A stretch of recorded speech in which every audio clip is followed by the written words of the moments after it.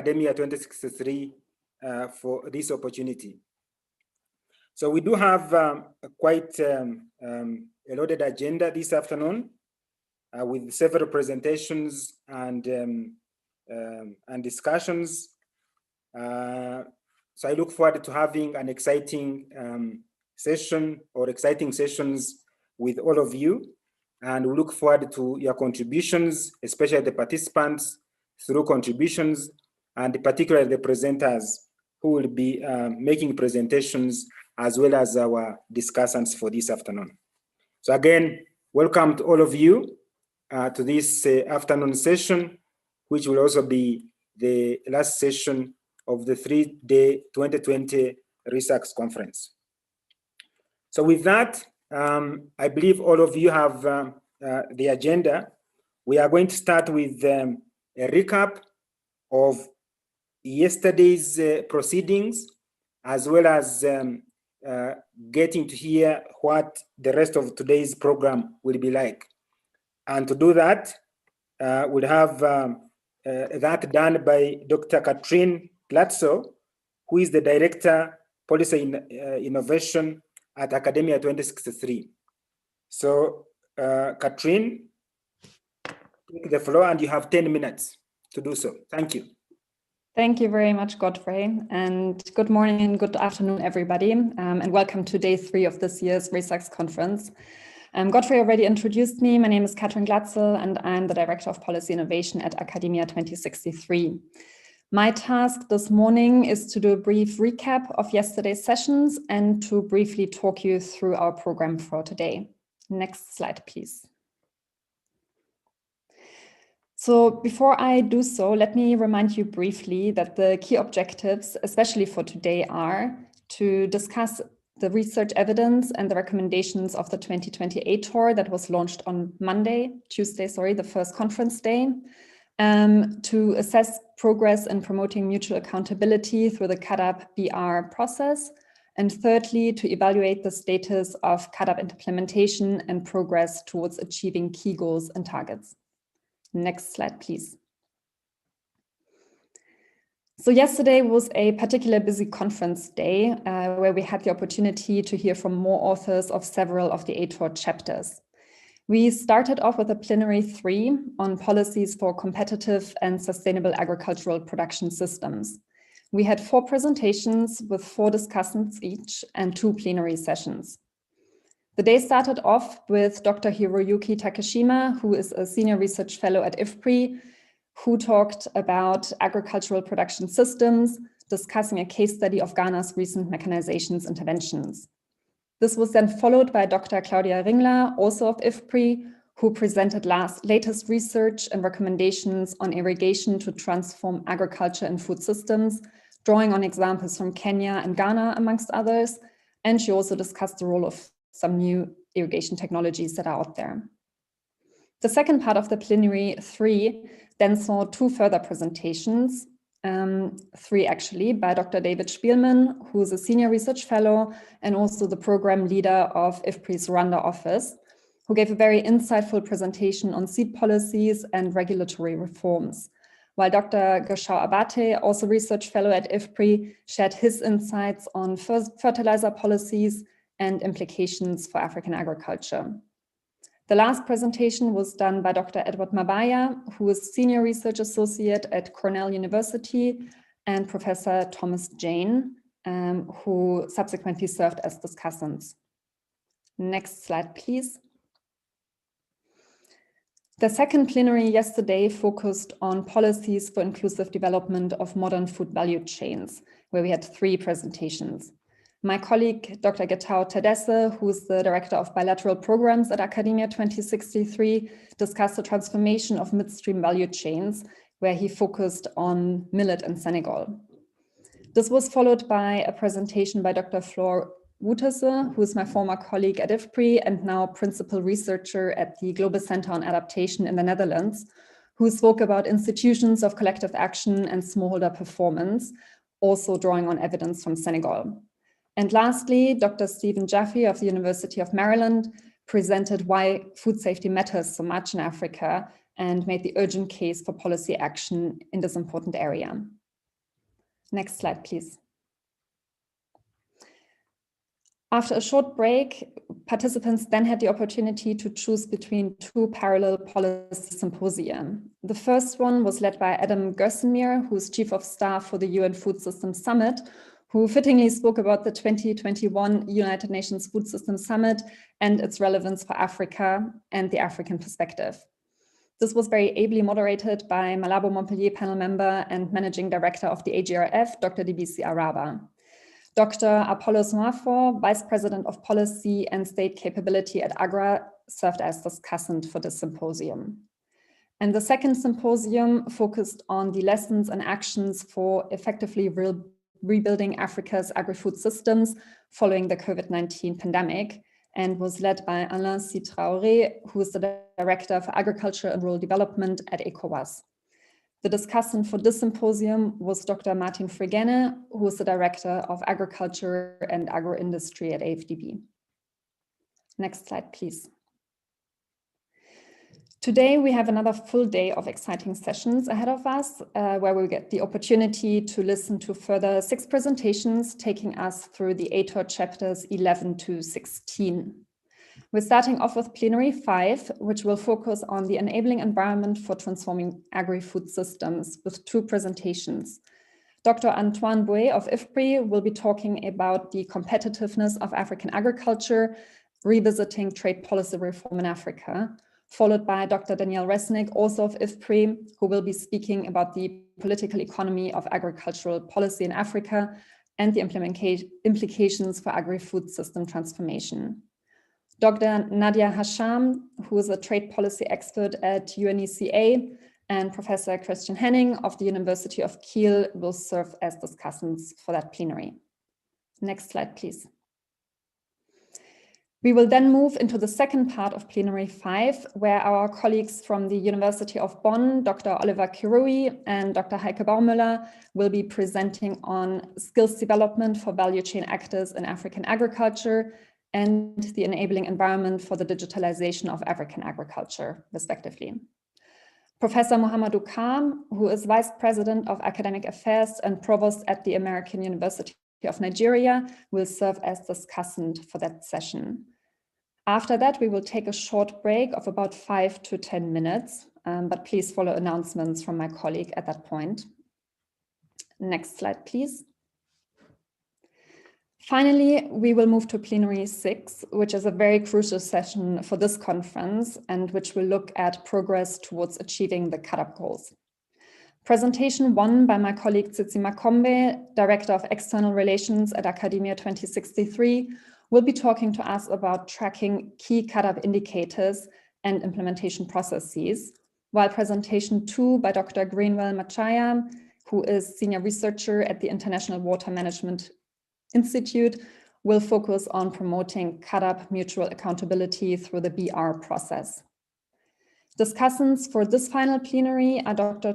Joseph Karuja of ILRI and Dr. James Omke, who is Senior Advisor for Food Security and Nutrition at USAID. And that will already then lead us to the end of the conference with some final thoughts and reflections by Dr. Usman Badian, who is Executive Chairperson of AKADEMIYA2063, and of course, our chair of today, Dr. Godfrey Ngwenya. Next slide, please. As a reminder, and in case you still haven't done so, here are the links where you can download the ATOR report. And if you're social media savvy, please make sure to engage with us in the discussion with these Twitter handles. With that, I wish you all a successful and enriching last conference day. Thank you very much, and back to you, Godfrey. Thank you so much, Catherine, for that recap of proceedings from yesterday, as well as running through the rest of the agenda for this afternoon. You have made my work a little bit easier, and thank you. So without further ado, as Catherine has indicated, the first 2 sessions will focus on enabling environment for transforming Africa's food systems. And the first presentation is going to be given by Dr. Antoine Bouet, who is a Senior Research Fellow in the Markets, Trade and Institutions Division at the International Food Policy Research Institute. And he's going to make the first presentation, which will be on the competitiveness of African agriculture, revisiting trade policy reform in Africa. Antoine, you have the floor, and make your presentation in 10 minutes. Thank you. Thank you very much, Godfrey. I hope that you hear me. And thank you very much for the invitations. I'm very pleased to participate in this conference. So I'm going to present something which is called the competitiveness of African agriculture, revisiting trade policy reform in Africa. And this is something that I have worked on with Sunday Ojo. And I would like to start by showing you this graph. So next slide, please. So this is the trade balance of Africa in 3 key value chains that matter for, obviously, for food security: cereals, so with cassava included, vegetable oils, and sugar. And so you see that the African deficit in this 3 value chain is increasing, and it reaches now $40 billion per year if you add the 3 deficits. And so many observers and also politicians would call for a trade policy reforms with, I think, a protectionist agenda, not only in Africa. I mean, it could happen, for example, in other countries like the US, to call for protectionist policy from the observations of trade deficit. And they would insist on the fact that it reflects a lack of competitiveness of African agriculture. So the chapter is trying to explain that it is more complicated than that. Concerning competitiveness, in fact, we can have some deficit in some food products and surplus in other products. And concerning trade policy reform, in fact, trade policy reform, a protectionist policy, can hurt food security. Indeed, this graph reflects higher economic growth and higher demographic growth in Africa as compared to the rest of the world. And this graph doesn't show the increasing surplus that Africa has in other products. So it's important to keep in mind this broad perspective in order to try to take a position concerning trade policy reform. So next slide, please. So in this title, there are 2 concepts which are really important. The first one is competitiveness, and the second one is trade policy reform. And competitiveness is something which is really important in economics because it takes a lot of place. It can be seen as a microeconomic concept, and it is seen as differences in prices of the same products supplied in different places, or it can be seen as non-price competitiveness, the differences in quality of the same products. It can also be seen as a macroeconomic perspective, the competitiveness of an economy. And when you look at the competitiveness of an economy, you look at the increasing or decreasing market share, world market share of this country. And in fact, the European definitions goes beyond because it includes a perspective on reaching higher welfare for citizens of the economy. Concerning trade policy reform, the problem is that 50 years ago, trade policy reform only include tariffs, non-tariff measure, and custom procedures. And now it has a broader definition because it includes also trade infrastructure, how are functioning credit and insurance markets, and transportation markets. So in fact, trade policy reform includes much more elements, And this reflects a deeply changing environment because globalization has increased during the last decades. And what is really important for now 15 to 20 years is the fact that it's the emergence of global value chains. And so it means that considerations of trade policy reform has evolved. A few decades ago, the priority was given in Africa to import substitution, and after that, export promotion, and now more and more we have considered also the interest of participating to regional and global value chains. It is important also to understand that many regional economic communities have emerged in Africa with, of course, superpositions of this regional economic community. And these regional trade agreements have proliferated with the objective of expanding trade among their members country and also connecting them to global markets. And the establishments of these agreements have entailed significant changes in national trade policy, including the removal of impediments to cross-border trade, such as import licenses and other procedural barriers, tariff and non-tariff barriers, import and export prohibitions, import levies and export taxes, and sometimes also the adherence to common external tariffs.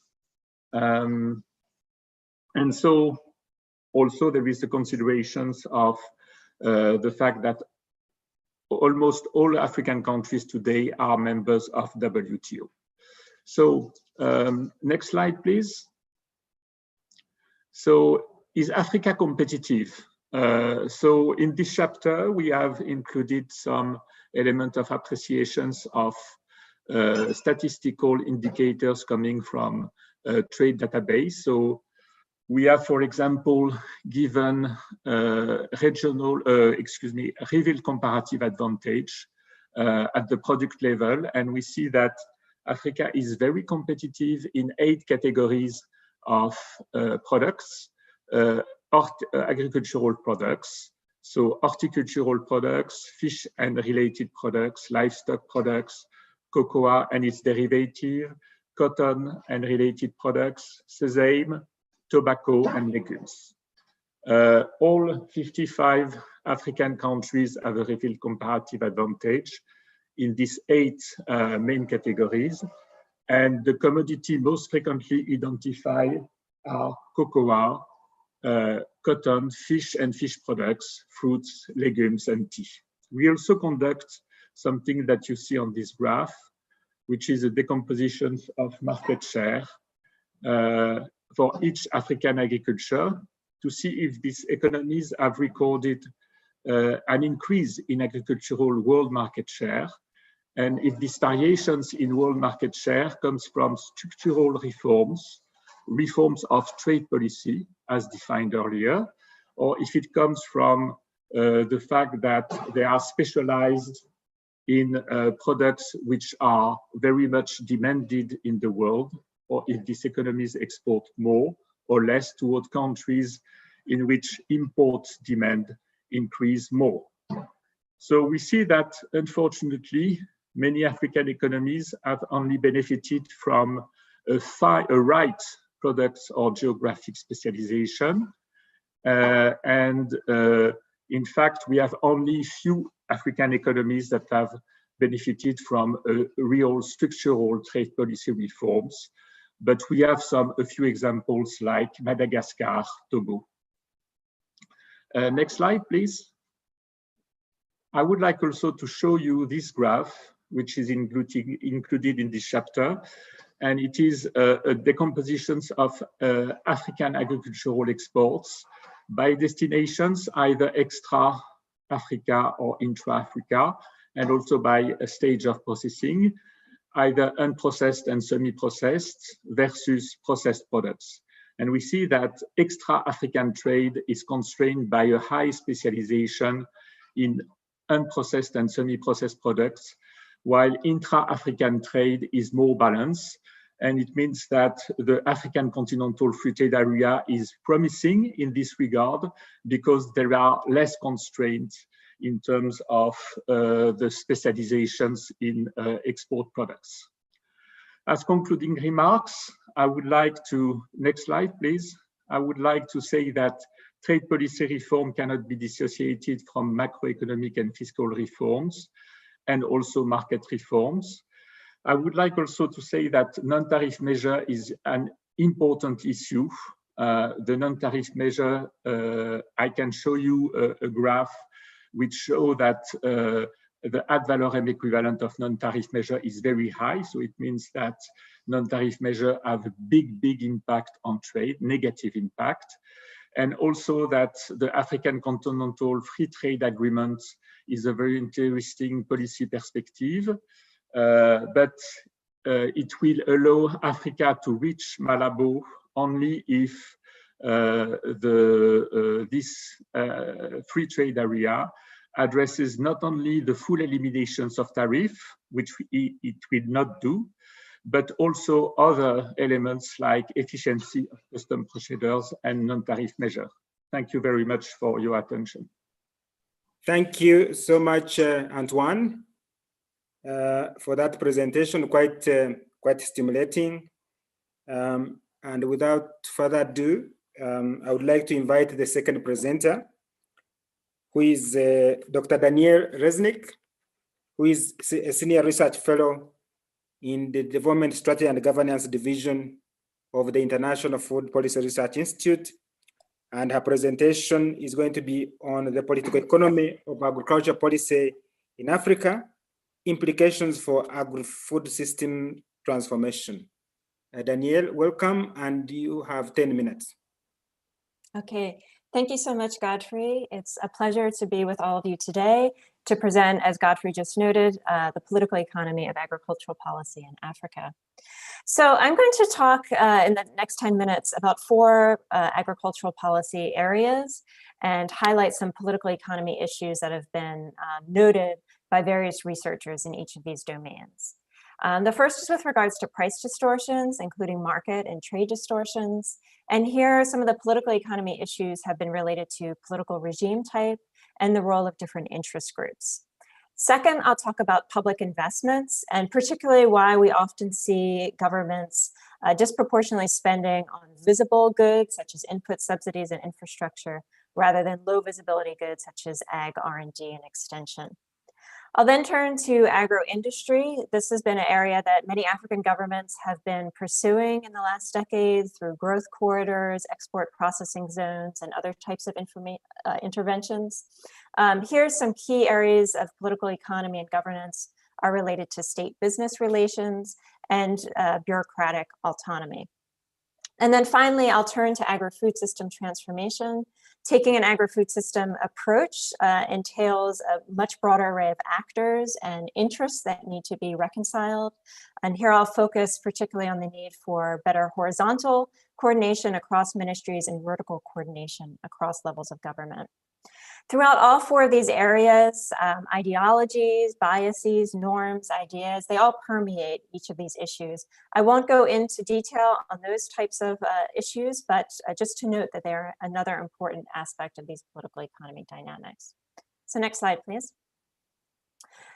Okay, when we look at price distortions, historically, some of the policies from the 1970s and 80s that Usman alluded to on the first day were typically justified as being motivated by one-party regimes that were trying to keep a rest of urban class content. And so typically you had a lot of distortions against agriculture, with the explanation being that they wanted to keep the urban poor particularly happy with low food prices and not rise up and demand political liberalization. And with democratization in the 1990s in much of the region, we did see then a change in having much more positive rates of assistance favoring agriculture over non-agriculture. And the main explanation that's been given here is that with democratization, you created the space for rural voters in particular to have more influence in the policy process. But we still see quite a lot of trade distortions, and Antoine just alluded to this in his presentation, across both democracies and more restricted regimes in the region. And it's particularly pronounced for politically important grain crops like rice and maize.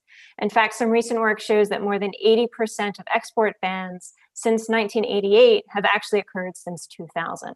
And so on the right-hand side of the screen, I've just put up some of the different restrictions on both exports and imports that have appeared in the last decade. One reason we sometimes see these distortions emerging is because we have, in some countries, very well organized interest groups lobbying for the policy that protects their own interests. In Southern Africa, for example, places like Zambia, we have very volatile maize export bans. And these are often due to the government's attempts to balance interests from a very vocal farmers union, very powerful maize millers, and urban poor constituents. So we see a lot of lobbying back and forth as the government tries to satisfy all these constituents. It's important to note that distortions on their own are not necessarily bad.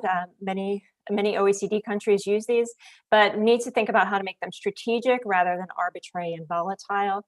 And this really requires strong state capacity and the resistance of governments being hijacked by just the loudest lobby group. Now, if we turn to the next slide, where we look at the second aspect of public investments, and as I alluded to earlier, one of the key policy concerns here has been a disproportionate investment of resources into visible things like input subsidies rather than ag research and development or extension, even though we've seen that the returns to such investments could be quite high. And the main explanation that's usually given here is that politicians prefer high visibility goods with attribution from voters. And typically voters, they don't know how to track money that goes into ag extension. And of course, the benefits for extension and research may not manifest for a number of years. And as a result, we often see presidential initiatives emerging around very visible investments, such as inputs, infrastructure, and particular commodities. I think this more broadly points to the fact that if we continue to ask governments to commit budgets, we need to be looking more at political economy analyses of the actual budgeting process. Who is a veto player? Who has decisive influence in budgeting decisions? How much leverage is there for executive influence by presidents and prime ministers? And relatedly, as we're increasingly seeing many governments decentralize agricultural functions to local governments, what does that mean in terms of budget authority? Some of our IFPRI work in Ghana looked at the devolution of agricultural functions to the local assemblies since 2012. And we find, as you can see on the graph on the right, that there was a decline in spending per agricultural household for extension over time, as local governments tended to favor expenditures on health clinics and schools instead of less visible ag extension. If we turn to the next slide on agro policy, as I mentioned, this has become a really hot topic in the region. And some recent work has been looking at why certain commodities are targeted for agro-industrial policy over others.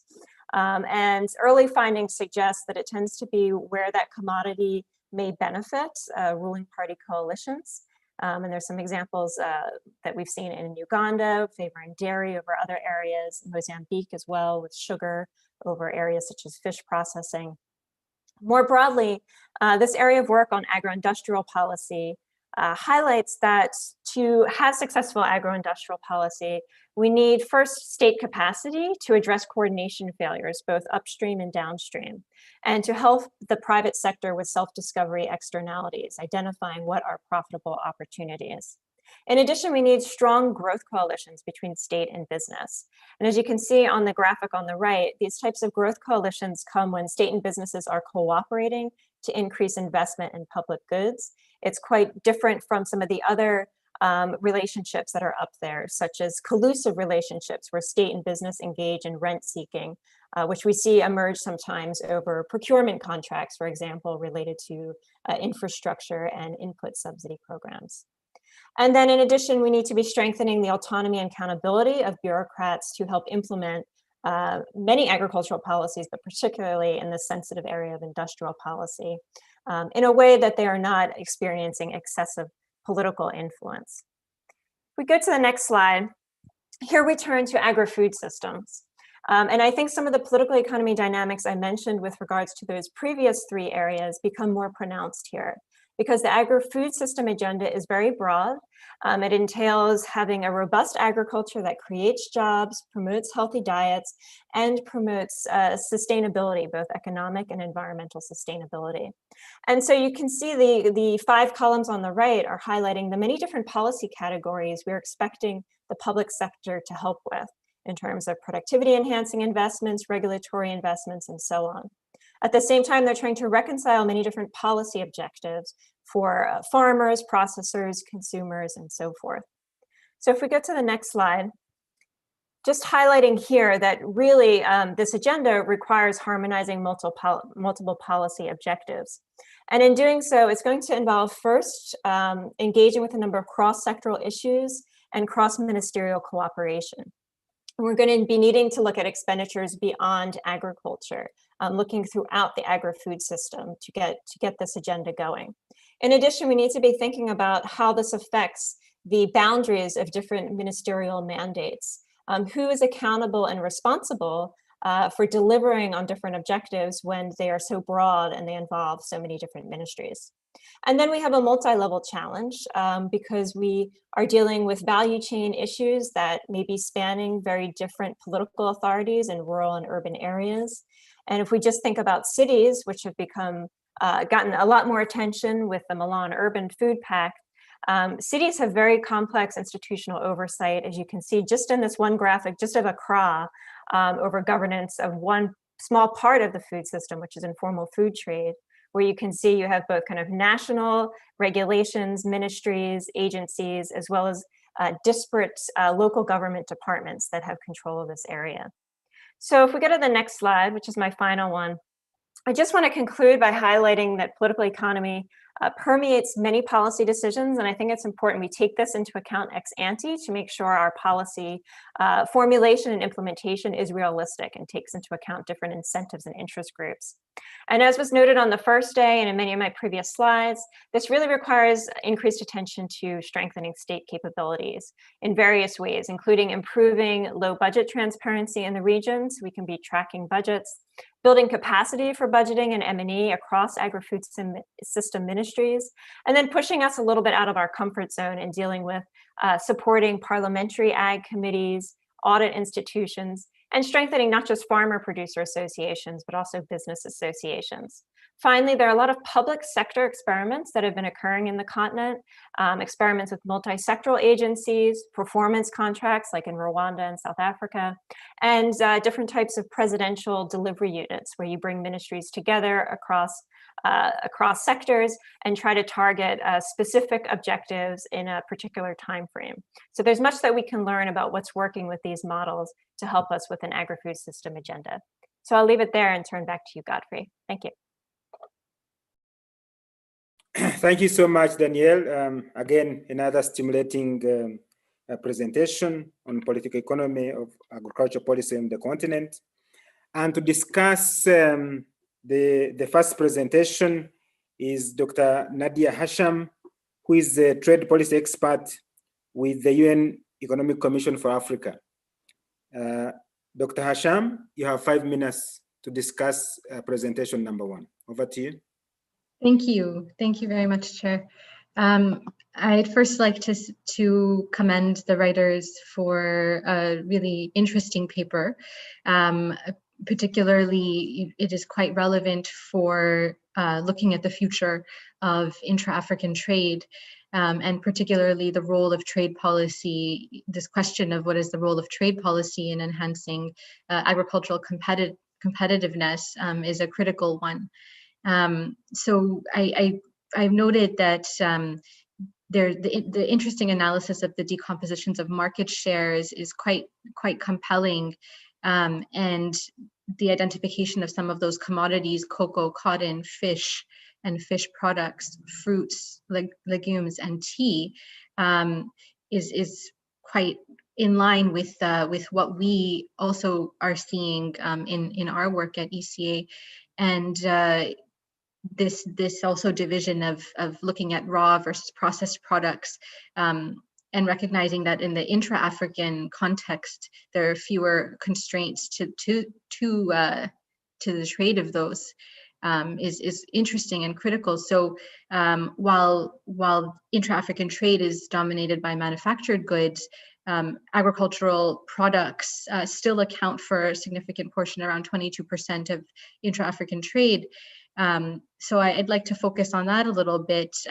We know that there's food security challenges and availability challenges that have been brought on by the COVID-19 crisis, for instance, and food security was addressed also in the paper.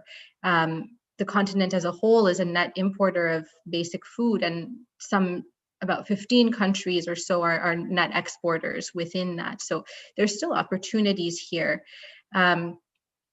But as the paper mentions, there are sort of distortions in agri-food sectors due to currently higher tariffs, and this is where the conclusion of the paper, talking about the importance of the implementation of the Africa Continental Free Trade Area Agreement, I think is critical, and with it, complementary national policies, as the paper rightly mentions, to support the implementation of the agreement, to make sure that it's locally contextualized, that it takes into account the views of local stakeholders as well.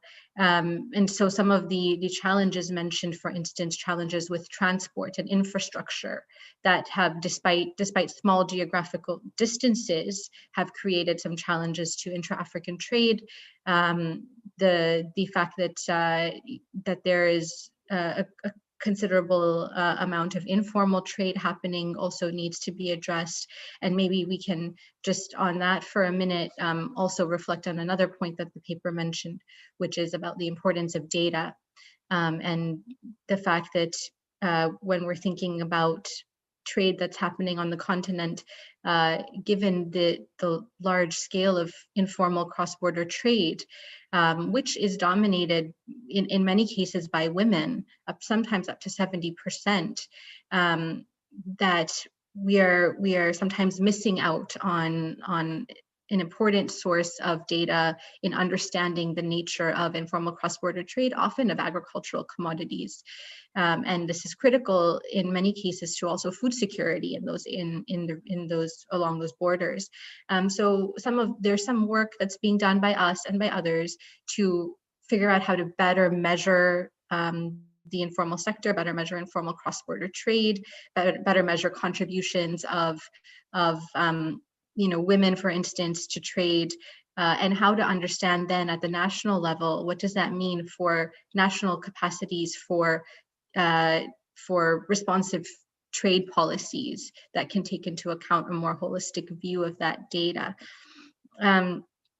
So, again, in line with this, I think the implementation of the Africa Continental Free Trade Area, as the recommendations suggest, needs to go along with those complementary national policies. And we're looking to some interesting areas too on now what we can learn from what the regional economic communities have been able to put in place, as the paper also addresses, and some of the innovations that really have come out of there to streamline some of these processes, whether that's simplified trade regimes, whether it's one-stop border posts or single windows or digital solutions for trade facilitation.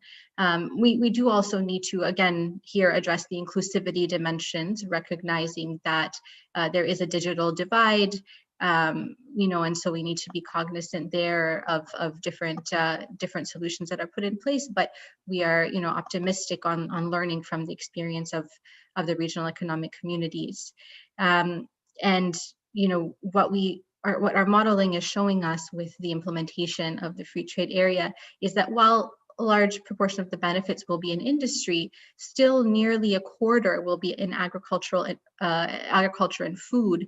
And those are in many of the sectors that we've mentioned, including products such as sugar and milk and dairy, and in some cases in excess of 25% in areas of red meat, white meat, and again, sugar and dairy falling in that category as well. So we expect also variance by country naturally, and the paper was also good about addressing that. These statistics tend to also vary by country, and so we must be cognizant of that. And that's where I think we get again back into the domestication of some of these free trade area agreements. And so what's being done now, if we can look to the future, is the national implementation strategies that go along with the implementation. Summarize, please. Thank you. Yes. That go along with the free trade area, national implementation committees. And so again, focusing, I think the paper did a really good job of bringing out the importance of these national policies that need to be able to support the free trade area, other kind of free trade areas, and how we can move forward on increasing intra-African trade of agricultural commodities. Thank you. Thank you so much for your thoughts and additional input into that paper on competitiveness. To discuss the second paper on political economy is Professor Christian Henning, who is a professor at the Department of Agricultural Economics, University of Kiel. Christian, you have 5 minutes. Great, thank you very much. So I'm also very happy that I can be part of this interesting conference. And I also think that Daniel has delivered a very interesting paper. I especially think that bringing up political economy into this complete framework of modeling is already an important step. And so basically, if I should now give a few comments, what I would like to do is to bring in maybe a little bit more structured perspective on this complete theme. So one thing what I think we can all agree on, and it's easy to say, is that definitely to understand which policy works best to solve development problems in specific countries is nowadays definitely still crucial, and but also challenging. So we definitely need public policies whatsoever. And on the other side, we all agree it's not so easy really to know what are the good policies and what are good policies in specific countries. And so there is also a lot of idiosyncrasy over these different countries. And so there are two things. On the one side, we need to generate knowledge, scientific knowledge on policy impacts, so which policies works in this country. But on the other side, there is this maybe even bigger challenge to integrate this knowledge into real world politics. And both is, I think, related with fundamental moral uncertainty. And this means that for both, we definitely do not perfectly know what is the right way to go.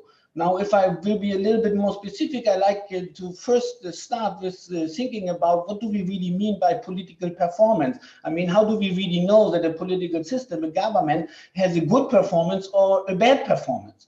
So, I mean, and then the next step would be to understand how can we change this performance. But starting with the first, I think it's not so easy. What do we think? It's just choosing the wrong policies? Is it implementation, weak implementation of the right policies? I mean, even if we take the, I think, more easier policies like trade policies, protection. And protection is always wrong. What is about the European Union, for example? We have a very high agriculture protection. But if you analyze this, the political economy of this, behind it, that you need a redistribution device within the European Union countries, and which makes integration and the big gains from integration possible. So is it wrong? Is this bad performance? Can we say so? And what is better, to have a good implementation of the right policy, a weak implementation of the right policy, or a good implementation of the wrong policy? What I mean is serving, for example, specific private industrial interest in a country, it's easy to show at some point this might be very much, if it is done in a very good way, might be correlated by even reducing poverty. But on the other side, if you just try to reduce poverty, but you just implement your policy in a bad way, then the outcome might be even worse compared to the other. So it's not so easy first to understand what is political performance, and now to bring it into a structure. I think we have to differentiate between or disentangle what are incentive problems, so that people really have the wrong incentives. They know exactly how the policies work, but they just want to do different things, want to achieve different things. This is what I call incentive problems. The second is the knowledge problem. It's simply not true that these development challenges, finding the right public policies in, for example, African countries, it's an easy task, that there is someone who just knows it, and we just need to convince people to get the right incentives to implement what we know. No, we don't know. It is a dynamic process, and basically what we need is political experience in this complex world. And now the next question then is, in a dynamic perspective, we still have some incentives versus abilities. So basically we need governments or systems which have an incentive to learn, and there might be also a differentiation between the incentive to learn and the ability to learn. So we need to disentangle these two things also. Now, having said this, what can we do next? Then I like now to go a little bit more what science basically, or how to proceed to get to these. And then I want to highlight different building blocks which might be determinants of political performance in a democracy or in a democratic system. One big building block is definitely voting behavior and electoral competition. And we need to understand how these two things shape government incentives. On the one side, it is clear that voters, I mean, if they do not gratify right policies, basically if they base their vote on non-policy issues, then you cannot expect that the democratic system really will give high incentives for a government to deliver right policies if they are not going to vote for that.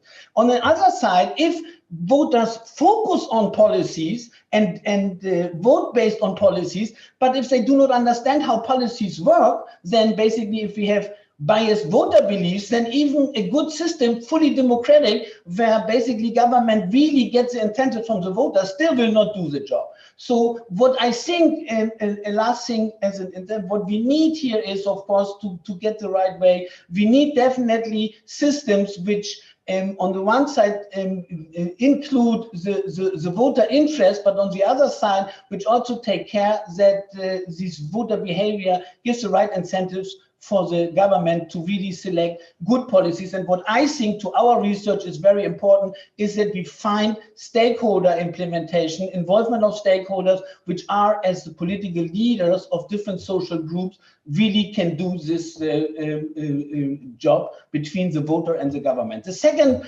building block is political knowledge. If you can summarize, please. Okay, it's political knowledge. So basically, we need these political experiments to really understand which policy works in a country. So we need an interaction between science and society. And here again, in a transdisciplinary research, we need the involvement of stakeholders to guarantee that we really can get to this knowledge. And the two last building blocks are legislative organization, and there we have local versus central government. And again, we can think about incentive versus knowledge trade-off. Maybe that local government has the right incentives, but maybe they do not have the correct knowledge. And then there's a trade-off where you give the power.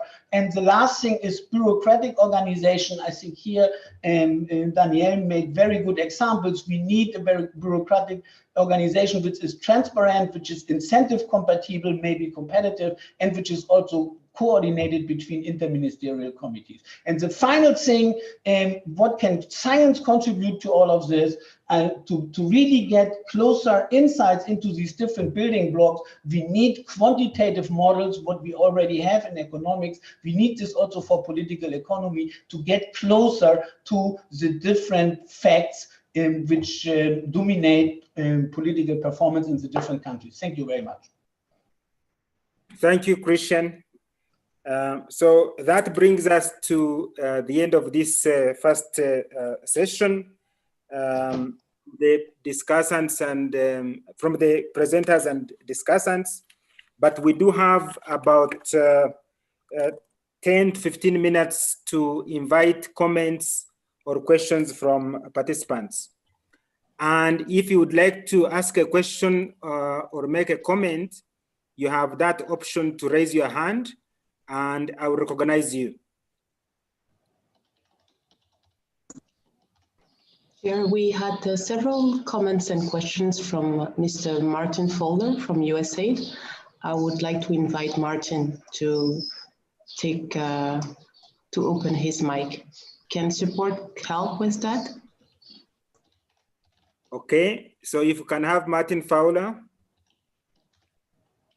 Kindly be brief and to the point, all those that would like to comment or ask a question, so that we give a chance to as many as possible. Over to you, Martin. Yeah, thanks. Can you hear me? Yes, we can hear you, Martin. Yeah, okay, thank you. Greetings from Uganda, Godfrey and others. Nice to hear you. Very interesting presentations. Thanks very much.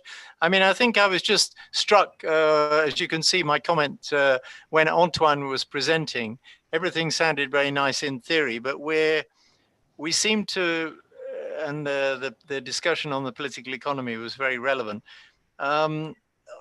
It sounds very nice us sitting in our rooms and doing all these analyses, but we're up against huge political players and actions that are going on, and the poor smallholder farmers and others are suffering as a result. So I was just thinking that when I read the report this morning, which I've detailed there about the trade between Uganda and Rwanda, which has been stopped, I assume, I don't really know the details, but for political reasons, a lot of people are suffering as a result, particularly women informal traders, by the way. And, you know, all of our theories and our nice analyses are really totally irrelevant as far as this is concerned. All we can do as economists and planners is to show the economic costs and financial costs to individuals and to society as a whole arising from these restrictions, and hope that this message gets through to our decision makers and our political masters that you know, that it's time to bite the bullet and to try to open up the borders and bring about a far better system than we seem to be developing at the moment. So sorry, I wasn't expecting to talk, so I hadn't prepared anything, but I think you get the general gist. Thank you. Martin? Mariama, do we have another question from the comments section? Because I don't see any hand up. No, all comments were from Mr. Fowler. Oh, yes, I see one a request from Segun Bamidele Fakayode. If you can give him open his mic. Segun, your question or comment? Segun, your mic is off. Okay, maybe he's having or she's having a connection challenge. Do we have any other person interested in making a comment or asking a question? We are working with Segun in enabling him the mic. Yes, I see his mic is open now. Go ahead, Hello? Segun. All right, I'm speaking from Nigeria. Yeah, I want to emphasize on the political economy issue. You see, there are so many issues that there are so many policies in Nigeria that are being copied. Not only Nigeria, Africa in general. So many trade policies are being copied, but the scenario on ground are totally different. And they don't usually go with these policies. So how do we revamp all of these problems? Most of these policies have created lots of bureaucracies. They have added to the cost of doing trade, especially to the common man. Those in the rural areas, they go through a lot. If you look at the export sector, there are lots of issues. So I would like the discussants that talked about the political economy to throw more light on how to revamp that. Okay, thank you, Segun. That's it. Thank you so much. Do we have any other interested person? Segun, you could lower your hand. Not from the participant, but Mrs. Nadia Hasham would like to intervene on one of the questions that was asked. Well, I'll first give the opportunity to the presenters. So if Antoine, do you have any final comments? 1 or 2 minutes? Yeah, thank you, Godfrey. So I'm not sitting in an ivory tower and I'm trying to resolve issue. And this is difficult because there are long-term issues like trying to define optimal trade policy in the long term. And there are also medium-term issues. So this paper was prepared in a pre-COVID-19 situation. But I can guarantee you that we try to follow what is happening since the beginning of the year in Africa, but it's really difficult to collect systematically data. But we are trying, and we see that, in fact, the current situations is hurting informal cross-border trade, and in particular, cross-border trade operated by individuals in small quantities. It looks like, except specific examples, like maybe the Rwanda-Uganda border, but I can tell you that trade goes on in Africa concerning shipments of agricultural products, even if it has been slowed down by more sanitary controls, in particular in the livestock sector. It has also been exaggeratedly slowed down by curfew, which were not coordinated by countries. So we are working on that.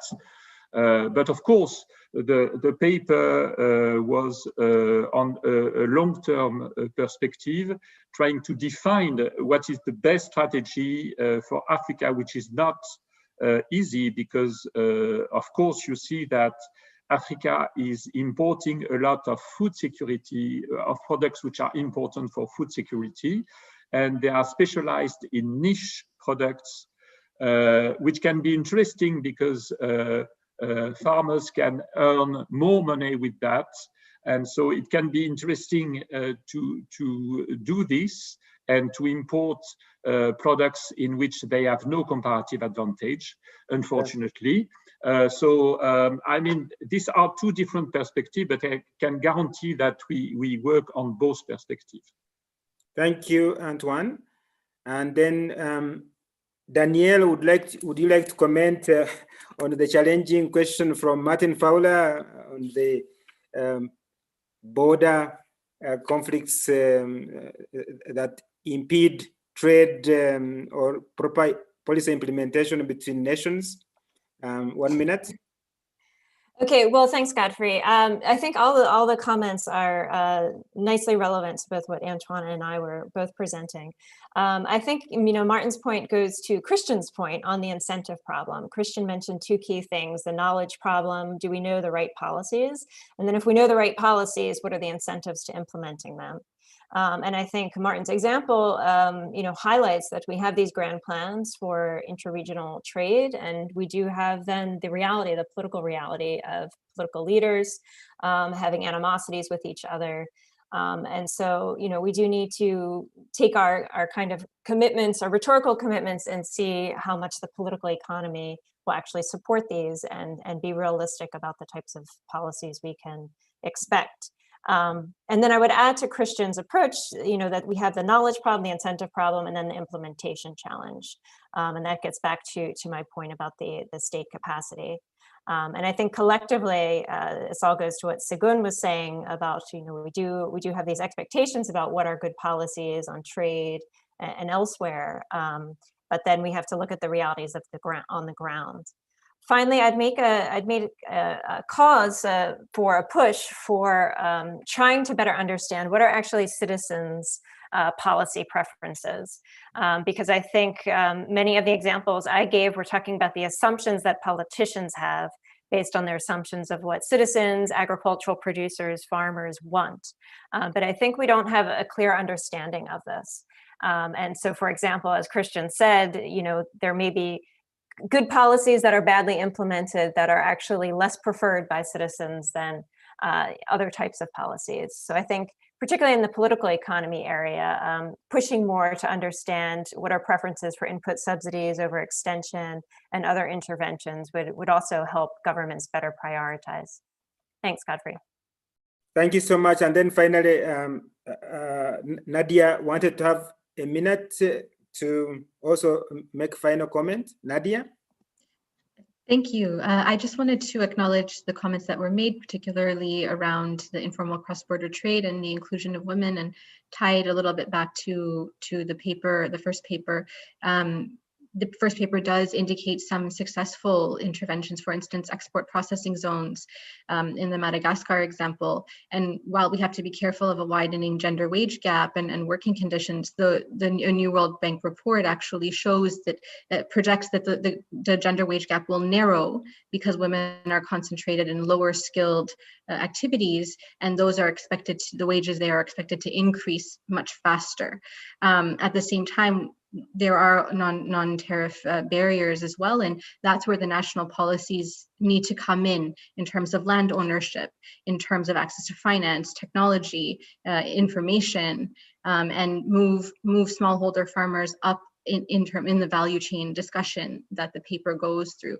And I finally just want to also mention on the political economy side, the importance of stakeholder engagement, which is happening in the context of the Africa Continental Free Trade Area in developing national strategies. And it will be interesting to see how that plays out, and maybe we'll get the Daniel's feedback on how well that process has actually gone. Thank you so much. Colleagues, we need to move on. Antoine, kindly indulge with me. Let's move on to the next segment. So I would like to thank the two presenters, Antoine, Daniel, and the two discussants, Nadia and Christian, and also the participants for their comments and questions. Thank you so much. So allow me now to transition to the next segment of session 5, still on the enabling environment for transforming agri-food systems. And to kick us off with the first presentation, we have Dr. Oliver Kirui, who is a senior researcher, Department of Economic and Technological Change, Center for Development Research, University of Bonn. And he's going to present on skills development for value chain actors in African agriculture. Oliver, you are welcome, and you have 10 minutes. Thank you. Thank you, Chair. Can you hear me? Yes, we hear you loud and clear. Okay, perfect. Thank you. So I will present on skill development for value chain actors in Africa agricultural and food system. Next slide, please. Okay. So this chapter deals with a few issues here related to skill development. So first of all, I would just like to give a very brief overview or motivation for this study. Agricultural value chain actors, including farmers, aggregators, and also processors, wholesalers, retailers, and many more, are very critical for agricultural transformation. So given the importance of these actors, the big question is what skills or what types of skills development do they need to realize the agricultural food transformation that we are talking about? So there were three key objectives in this area. First of all, to describe the skill gaps and the training needs of the various agri-food value chain actors across Africa, and then to highlight the skill development and training provision that is in existence, with a focus on continental as well as some national initiatives that have been critical.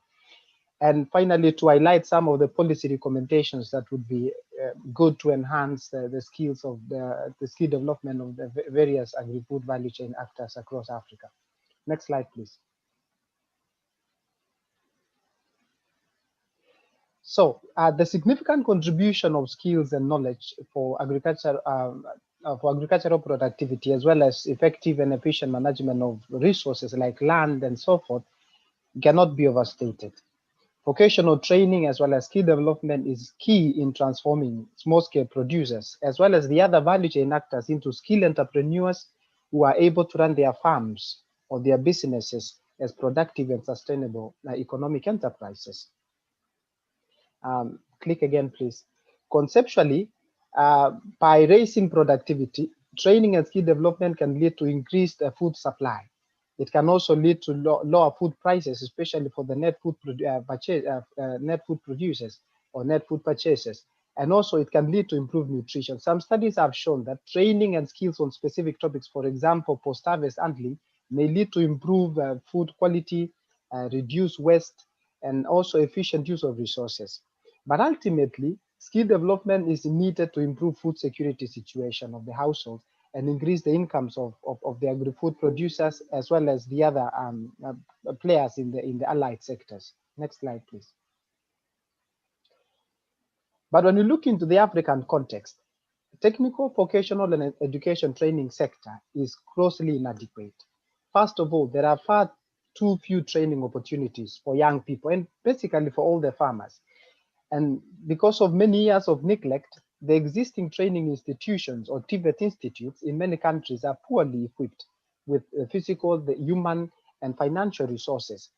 And in cases where we have some training available, they often lack practical relevance to the market needs and also lack touch with the private sector, or is not in touch with the private sector.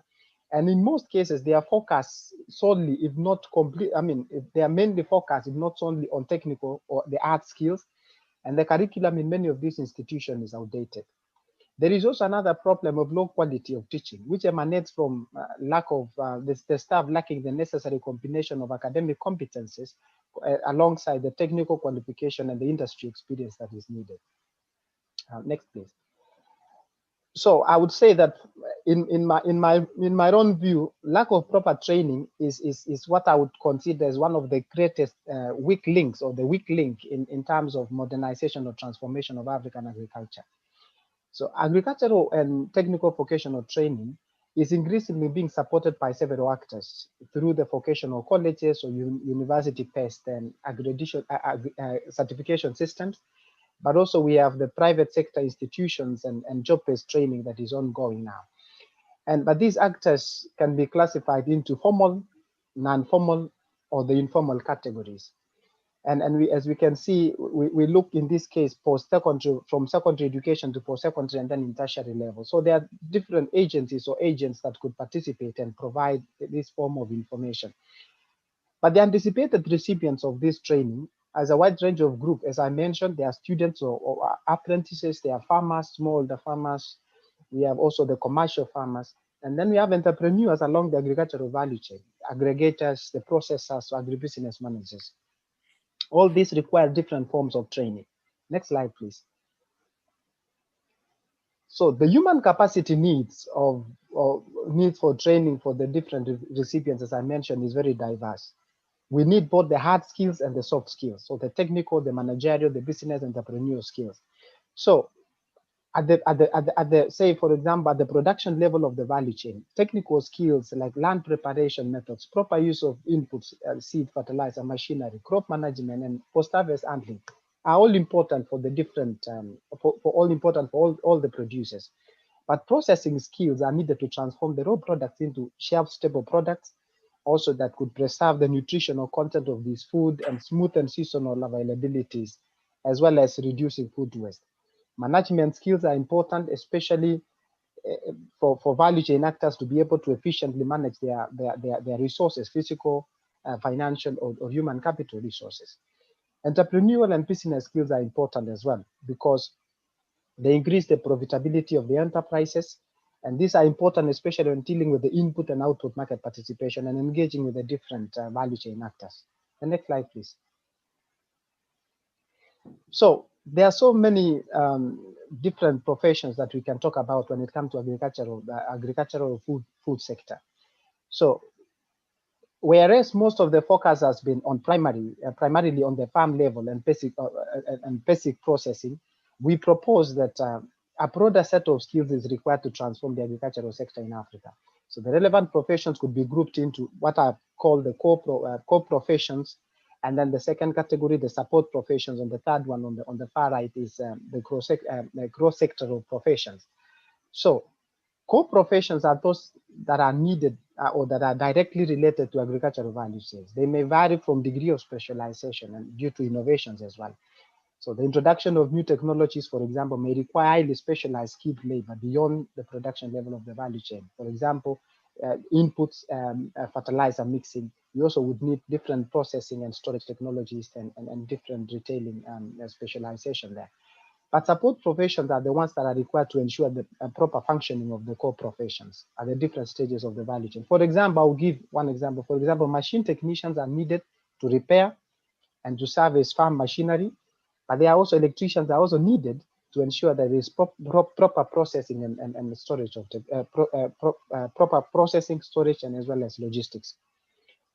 But the last category, which I've called the cross-section of professions, are not directly related to agricultural sector, but they are required to ensure a functioning of the value chain as a whole. And these include finance, accounting, insurance, communication, and so forth. Next slide, please. So when we look at a few examples of successful initiatives that have gone into play, I would give the Africa-wide ADVET initiative that is envisioned in the CADE process. And this seeks to offer solution to Africa's lack of training and qualified smallholder farmers, with two key objectives there: to develop and implement market-oriented qualification measures and coherent plans, and also to incorporate the technical vocational training components into the national education system. This was piloted in 2012 in 6 countries: in Benin, in Burkina Faso, in Ghana, in Kenya, Malawi, and Togo. And in every country, the focus is on 2 to 3 value chains. But what I would consider elements of success, which perhaps we could think about in terms of when developing for the other countries, is that they have done a good institutional analysis of the existing institutions, and then they have identified the priority value chains where vocations could be developed, and then the selection of training centers for the implementation of pilot measures. They have also mapped the skills and the skills need for the different the value chains there, and then the different organizational capacities of the institutions. And then they have done training of the individuals, pilot individuals and institutions. Next slide, please. When we look at, for example, country level, I would mention only 2. In the interest of time, I would just talk about perhaps what I consider success factors or things that could be helpful for the other countries as well.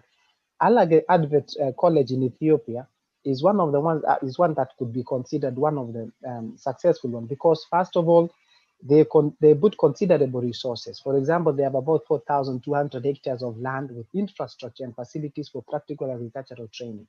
They also do the training within a multidisciplinary approach, with dealing with extension agents as well as also teachers and students. To date, they talk about over 60,000 trained teachers and development agents. And then they have a mix of courses there. In Benin, the Songhai Training Center has a very good mix of collaboration of more than 40 public and private sector organizations, as well as universities.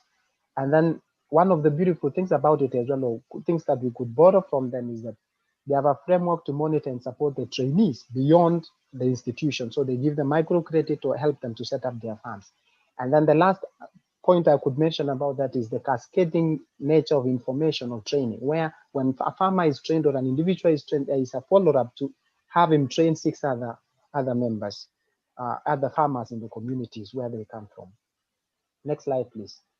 So this is my second last slide. I talk about some cost benefit projections of training system. So there are different stakeholders that could co-share the cost of training program. This includes government agencies, the private sector, development partners, NGOs, and also the trainees. But I must point out at this stage that there is not a lot of data. It's very scanty data when it comes to cost of training per person for a typical DVET in Africa. But what we've seen, for example, the total cost in Kenya for the cheapest apprenticeship program is from $204 annually. The most expensive would be a private training, which costs about $1,700 for a 2 and 3 year program. In Uganda, the median cost is about $444.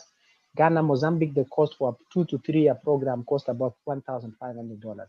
But the benefits are enormous.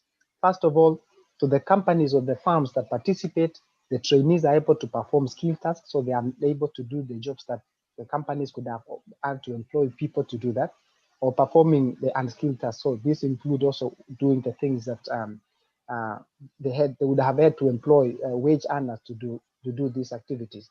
But there is also the non-monetary value, which includes direct influence on the teaching and learning programs, which is suited to suit the skills needs of the organizations in the future.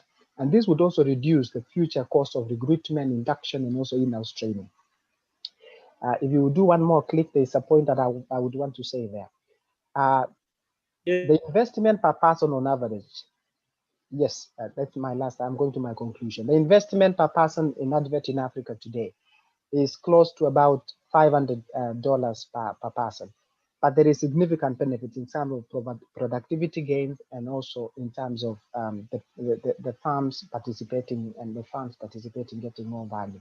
The last one. So in conclusions, it's got conclusion and policy priorities. I mentioned here that investment to advance skills is critical for African agricultural and food sector. So curriculum should target beyond the core professions and look at the other support and the different and the other sections of the value chain. And then we need to expand the skill set to include also an agricultural sector. Priority could go into identifying significant value chains and then developing a proper curriculum for these different actors in these value chains. And we don't need to reinvent the wheel. We could draw from successful examples in the continent, but also look beyond the continent, like, for example, the German dual system. Finally, we need to encourage the private sector by providing incentives for them to participate in skills development. With this, Chair, thank you. Thank you. Thank you so much, Oliver. And with that, we go to the second presentation on enabling environment for digitalization of African agriculture, to be given by Dr. Heike Bumula, who is the senior researcher with the Center for Development Research, also at the University of Bonn. Heike, you have the floor for 10 minutes. Thank you very much, and good afternoon, everyone. In our chapter, which I co-authored with Benjamin Adam from Wageningen University, we focus specifically on the enabling environment rather than looking at specific and promising solutions and digital tools in Africa.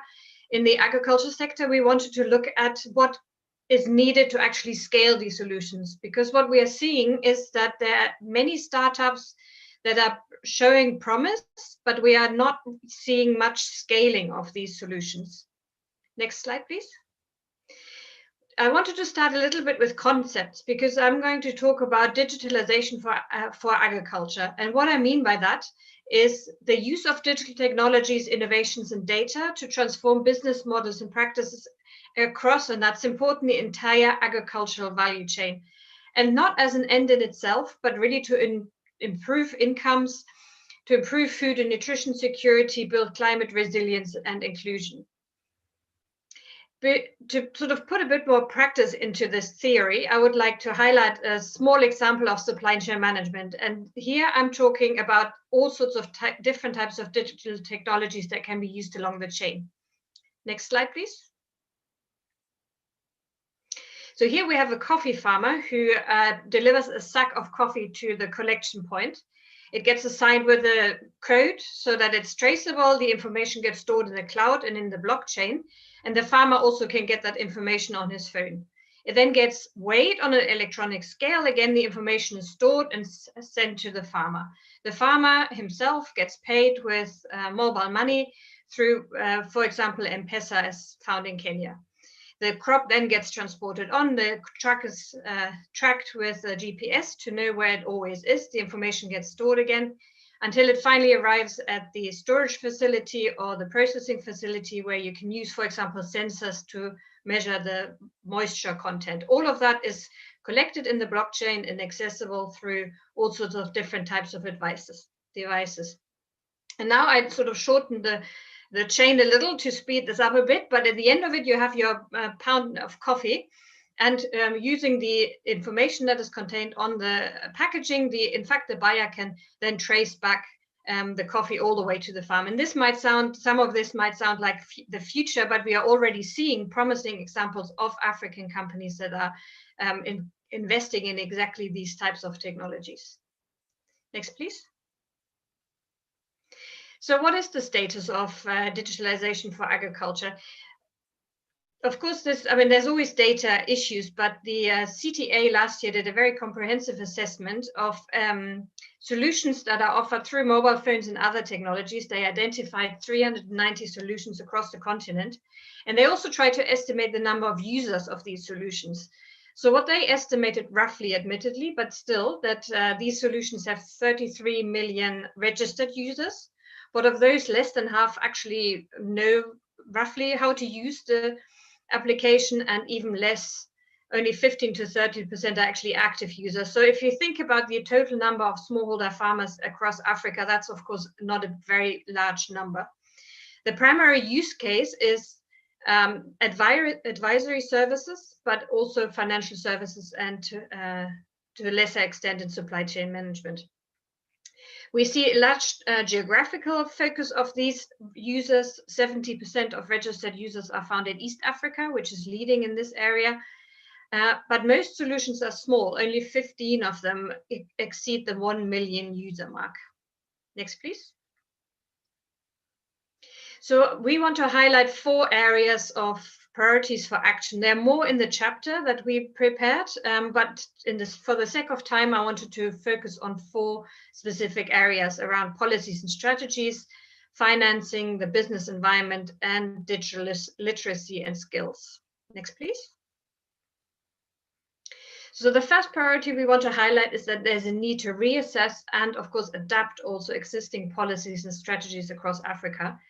The information and communication technology sector is a very fast-moving sector, and there's a need to continuously update in line of recent developments. But not only that, there's also a need to look forward to plan for digital infrastructure of emerging technologies that might at this point seem far out of reach, but we saw in the emergence of the mobile phone and now the smartphone, we are seeing how quickly technology can spread.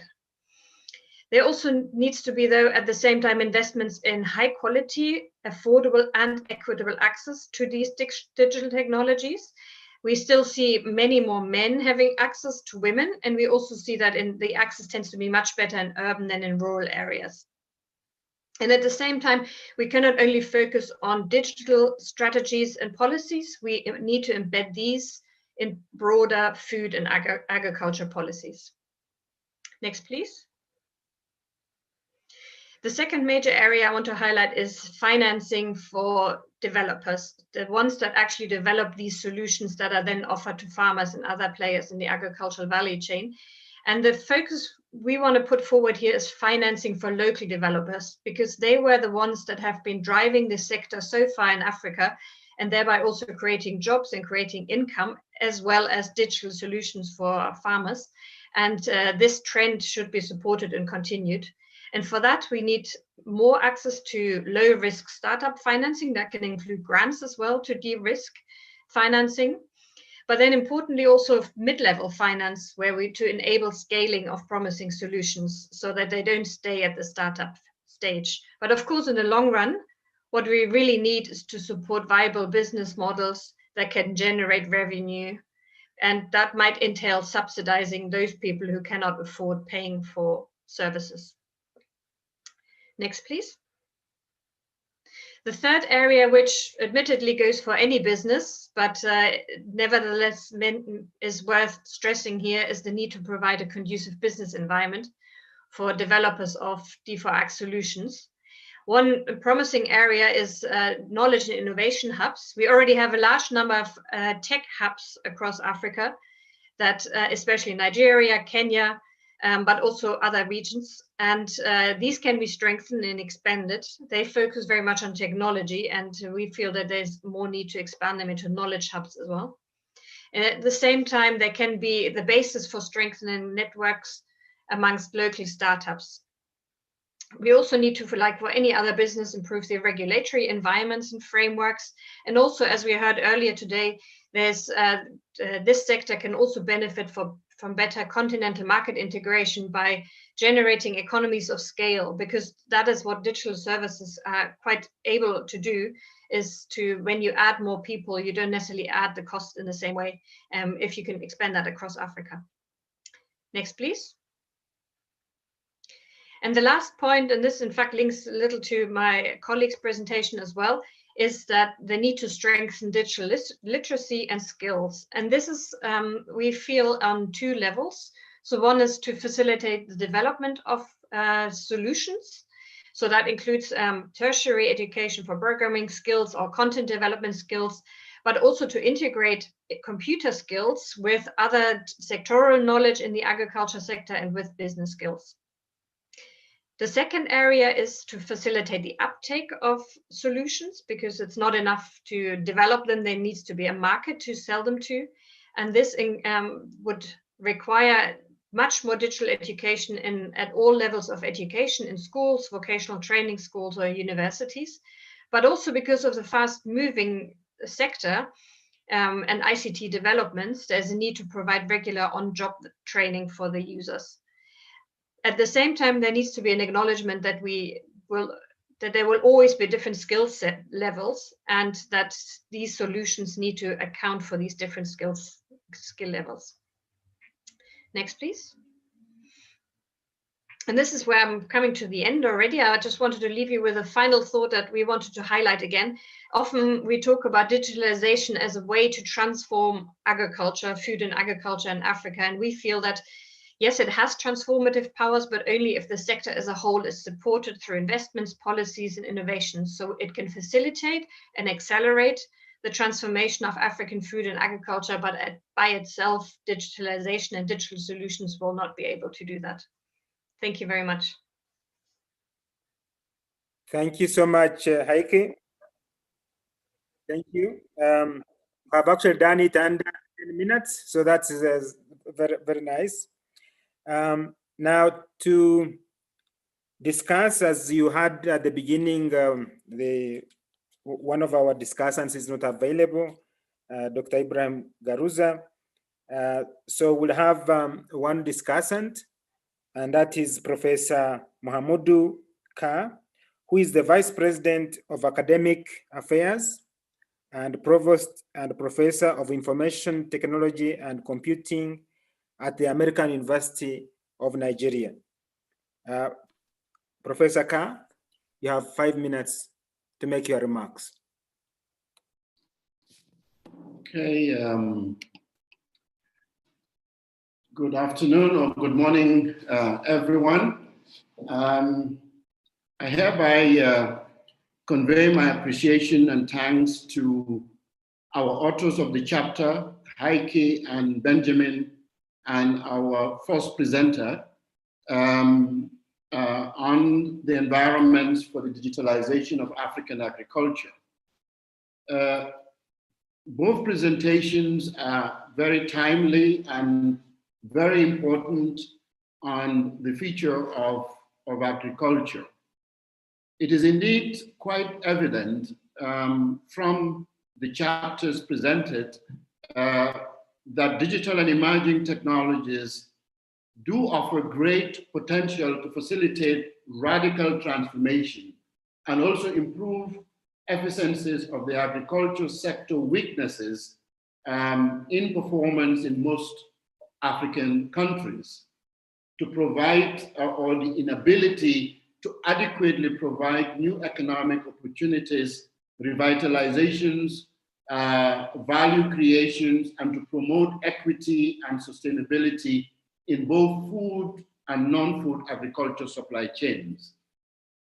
It is evident from the chapter that Africa's digitalization or digital transformation is already underway, and African countries more than ever now have the opportunity to leverage the potential benefits of digitalization and new technologies for agriculture, as well as to avoid the pitfalls that digitalization can pose for African countries.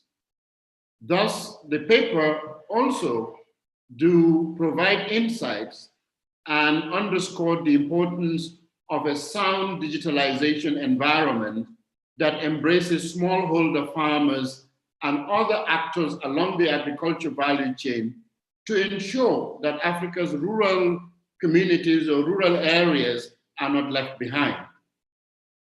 How African countries position themselves to harness and deploy digital technologies, as highlighted in the chapter, will determine the future competitiveness and sustainability of Africa's agriculture and its contribution to its economies. In fact, although the paper or the chapter did not get into highlighting the importance of keeping in mind, meaning our African economies keeping in mind on the importance of the fast approaching fourth industrial revolution into the agriculture ecosystem, this approaching fourth industrial revolution can be a great opportunity for Africa agriculture, not only to digitalize, but to leapfrog and lead the way in the application of digital technologies along Africa's agriculture value chain and connecting to the global value chain.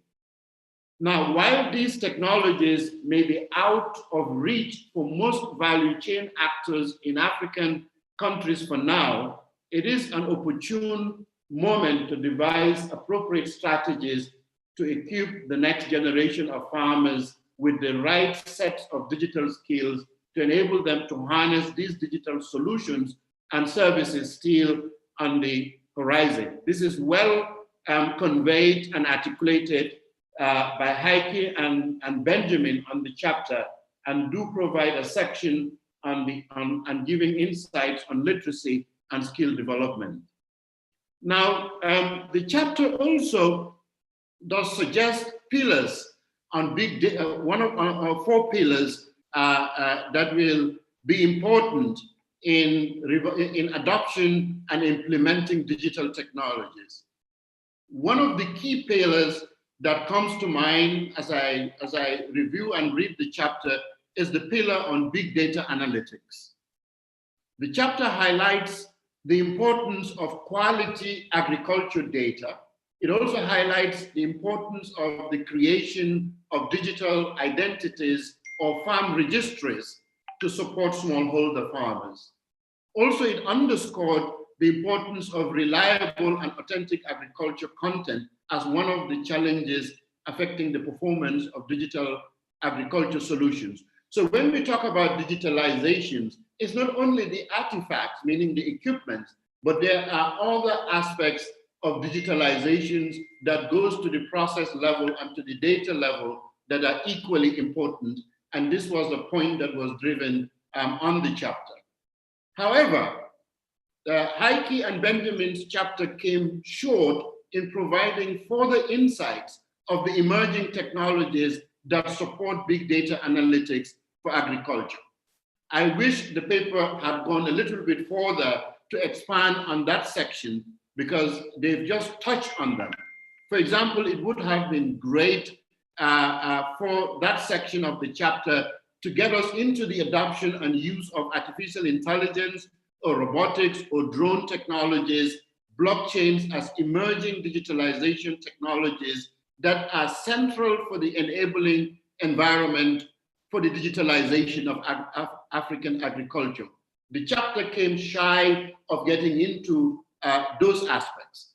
This could further, these important emerging technologies could further enhance the potential benefits of digitalization of African agriculture.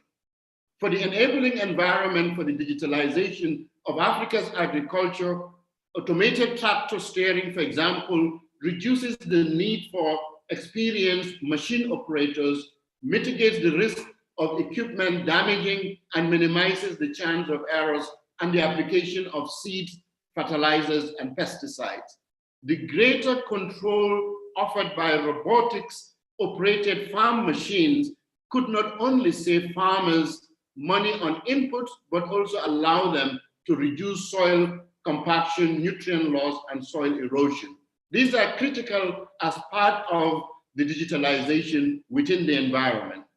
Another example that comes to mind that could have find its way on the chapter is GPS-guided tractors and planters, which can accurately position and operate farm machinery while the driver simply monitors the system and still be able to enhance the productivity of Africa. Nevertheless, these technologies will continue to advance, and it is essential that African policymakers invest in the infrastructure and policies necessary to assess adoption of these transformative digital technologies among farmers. This is a point that is highlighted by Heike and Benjamin. Now, the chapter also offers insights on policy recommendations, including digital literacy and skills, and literacy as critical for access and adoption. The chapter underscored the importance of integrating digital education into the curricula of schools, universities, and vocational training institutes for employability and ease of adoption and effective use of digital technologies and solutions. Final thoughts, I would also say that, yes, thoughts. I'm going to conclude right now. Is that okay? Yes, make your conclusions, Professor. Yes, so in this context, the chapter is a very important chapter and contributes to our understanding of digitalizations, transforming agriculture, and drawing the point that transformation of agriculture requires urgent disruptions that will be aligned and be a catalyst to the strengthening and improving of value chains and agriculture ecosystem. To ensure widespread uptake of digitalization among farmers, the paper highlights that it is essential for digitalization solutions for Africa's economies to be scalable, affordable, and respond to the gaps in the agricultural services. So I commend the authors for a very important chapter that has a lot of potential for further strengthening to contribute to our understanding of the emergence of these technologies and how the centrality of digitalization on agriculture food systems. Thank you very much.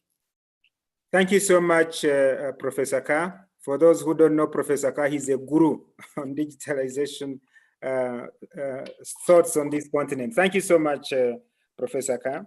So now we have about 15 or so minutes to allow for comments and questions from participants. So again, we have two options: those who have questions in the chat box and those who would like to take the floor by raising their hands. We have received several comments and questions in the chat box. I will probably start reading them, and we'll ask those who would like to compliment to raise their hands. With your permission, Chair.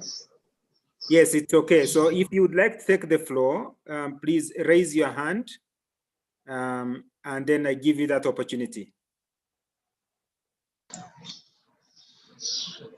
So I'm starting to read some of the questions we received. Okay, go ahead, Mariama. So the first one is from Jan Lowe. She's actually sharing a comment. Very nice summary. Don't forget the needs for training in soft skills such as communication, leadership, and negotiation, for example.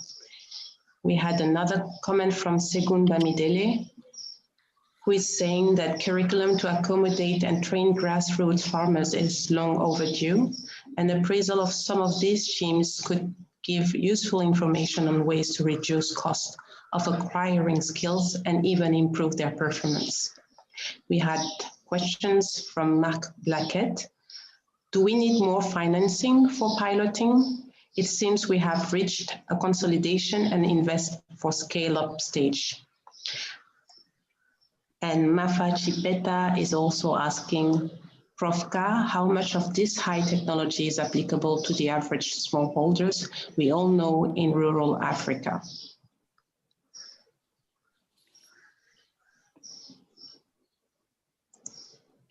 Is that it? Yes. Okay. More are coming, but if someone would like to take the floor, please raise your hands while I can proceed with the questions coming. Okay, thank you so much, Mariama. I see one hand is up. There is Isa Garba. You have the floor for your question or comment. Merci, vous m'entendez?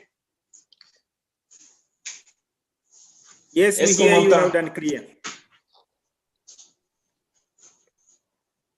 Ah, bon, j'espère, oui, j'espère qu'on m'entend. Oui, je remercie le professeur pour cette brillante présentation sur la numérisation de notre agriculture.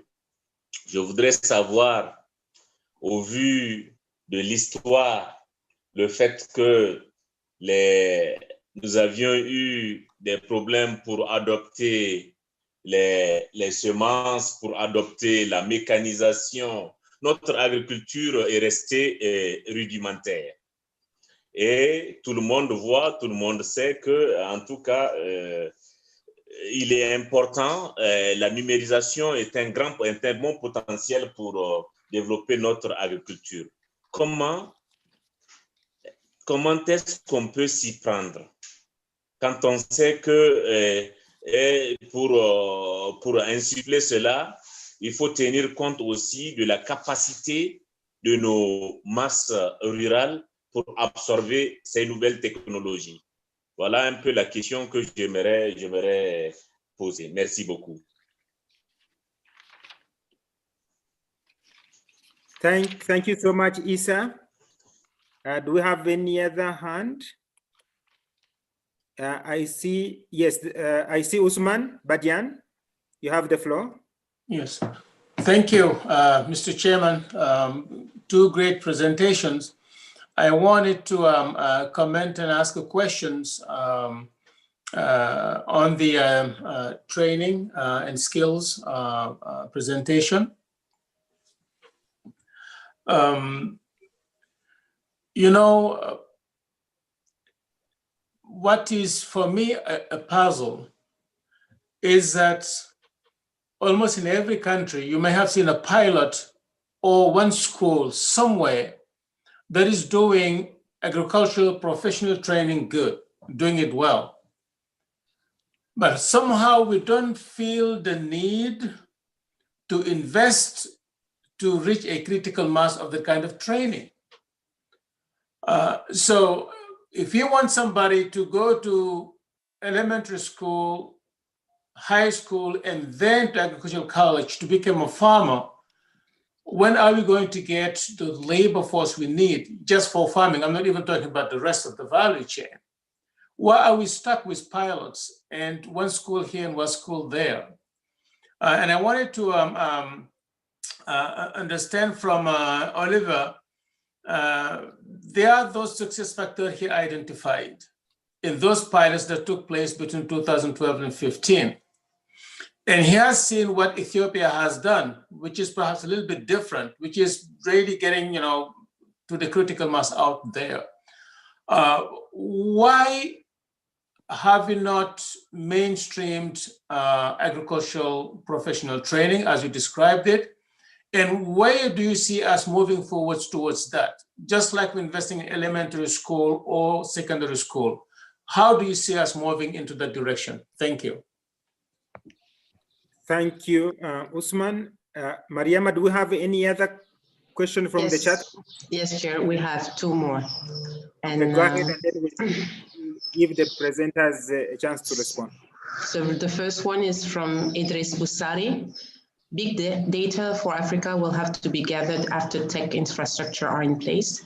We can use secondary data from the first world till we collect from the agricultural sector on the continent. How can the private sector get involved? And the second one is from Tekalin Saketa. What is the role of private sector in the context of skills development as well as wider adoption of useful techs for smallholders? Okay, thank you. I have two more hands. Okay, I will allow them. Let's begin with Mafa Chipeta. So each of you 1 minute to ask your question or make a comment? Mafa Chipeta first. My comment is also on the scales thing. I just get the feeling that if you are running a small farm, which is like any other small business, you can probably hire in or buy all kinds of skills. But it's very difficult to hire the skills of being a manager of the enterprise. And I wish more training went to that, because in the end, a small holding is a business. And if the farmer does not have that capacity to orchestrate everything, then it doesn't matter how good the skills in engineering skills, in how to handle seed, in how to handle pesticide are, you will fail. Thank you. Thank you so much, Mafa. And the last one is Amadou Ndiaye. Amadou, you have the floor. Merci beaucoup. Moi, je pense que les deux thématiques, après avoir remercié les gens, les deux thématiques sont des thématiques qui sont très importantes. Et la grande question pour la formation agricole aujourd'hui, c'est de vraiment se projeter vers l'avenir et de dire que comment former les futurs producteurs sur le plan. We don't have interpretation. Hold on, Amadou, please. Can we have English interpretation? Can you confirm we have English interpretation? Ok, c'est bon. Est-ce que les gens sont prêts? Donc, je disais que... Click on the English channel and make sure, Monsieur Ndiaye, 2 secondes, s'il vous plaît. On the, we would like everyone to click on the English channel, and the French interpretation will come to that channel. Please mute the original audio so that you can hear only the interpreters. Okay, thank you. So, sorry for the interruption, Mr. Ndiaye, but you go ahead now. Allez-y, Monsieur Ndiaye. Okay, merci. Donc, je disais que pour la formation, aujourd'hui, il faut se projeter vers l'avenir et démultiplier les écoles de formation. On a beaucoup formé les techniciens des ministères, les techniciens des ONG, les techniciens de la recherche, mais il me semble être important qu'on mette en place un système de formation global qui va former nos futurs producteurs agricoles. Ça manque beaucoup. D'autant plus que si on veut insérer la digitalisation dans le conseil agricole et rural, il est important que la digitalisation soit, ce phénomène, les conseillers puissent travailler directement avec les agriculteurs en utilisant la même rationalité. Et aujourd'hui, dans le conseil, la grande difficulté du conseil, c'est que si on donne des informations et qu'il n'y a pas de retour, parce que la diffusion est totalement différente des adoptions qui sont faites. Et la digitalisation ne permet pas de suivre, de faire le suivi et évaluation correcte de l'adoption des informations techniques qui sont diffusées au niveau des producteurs. Et pour cela, il faut que les producteurs soient formés et une formation de base initiale agricole qui est différente des autres types de formation. Je vous remercie.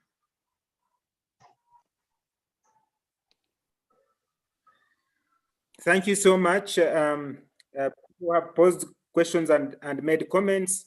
Now, in our last 9-10 minutes, I'll give the presenters the opportunity to respond, each one of them 2 minutes.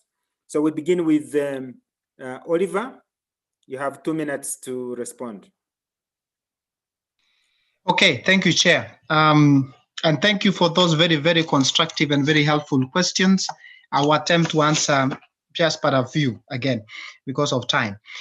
So there have been a lot of questions concerning scale, questions of scales. How do we scale and what should we do to scale? And many pilots going on.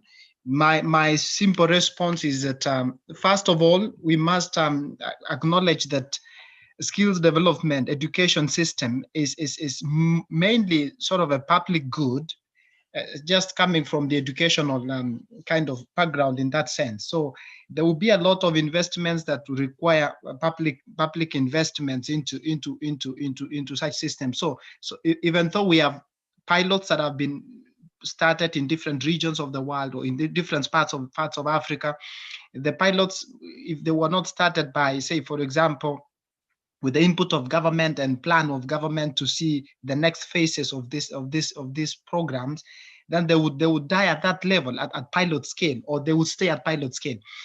One good example of what has been good as a pilot is what the advert and the CADEM advert initiative. This was African Union also working with governments and also working with nations and countries.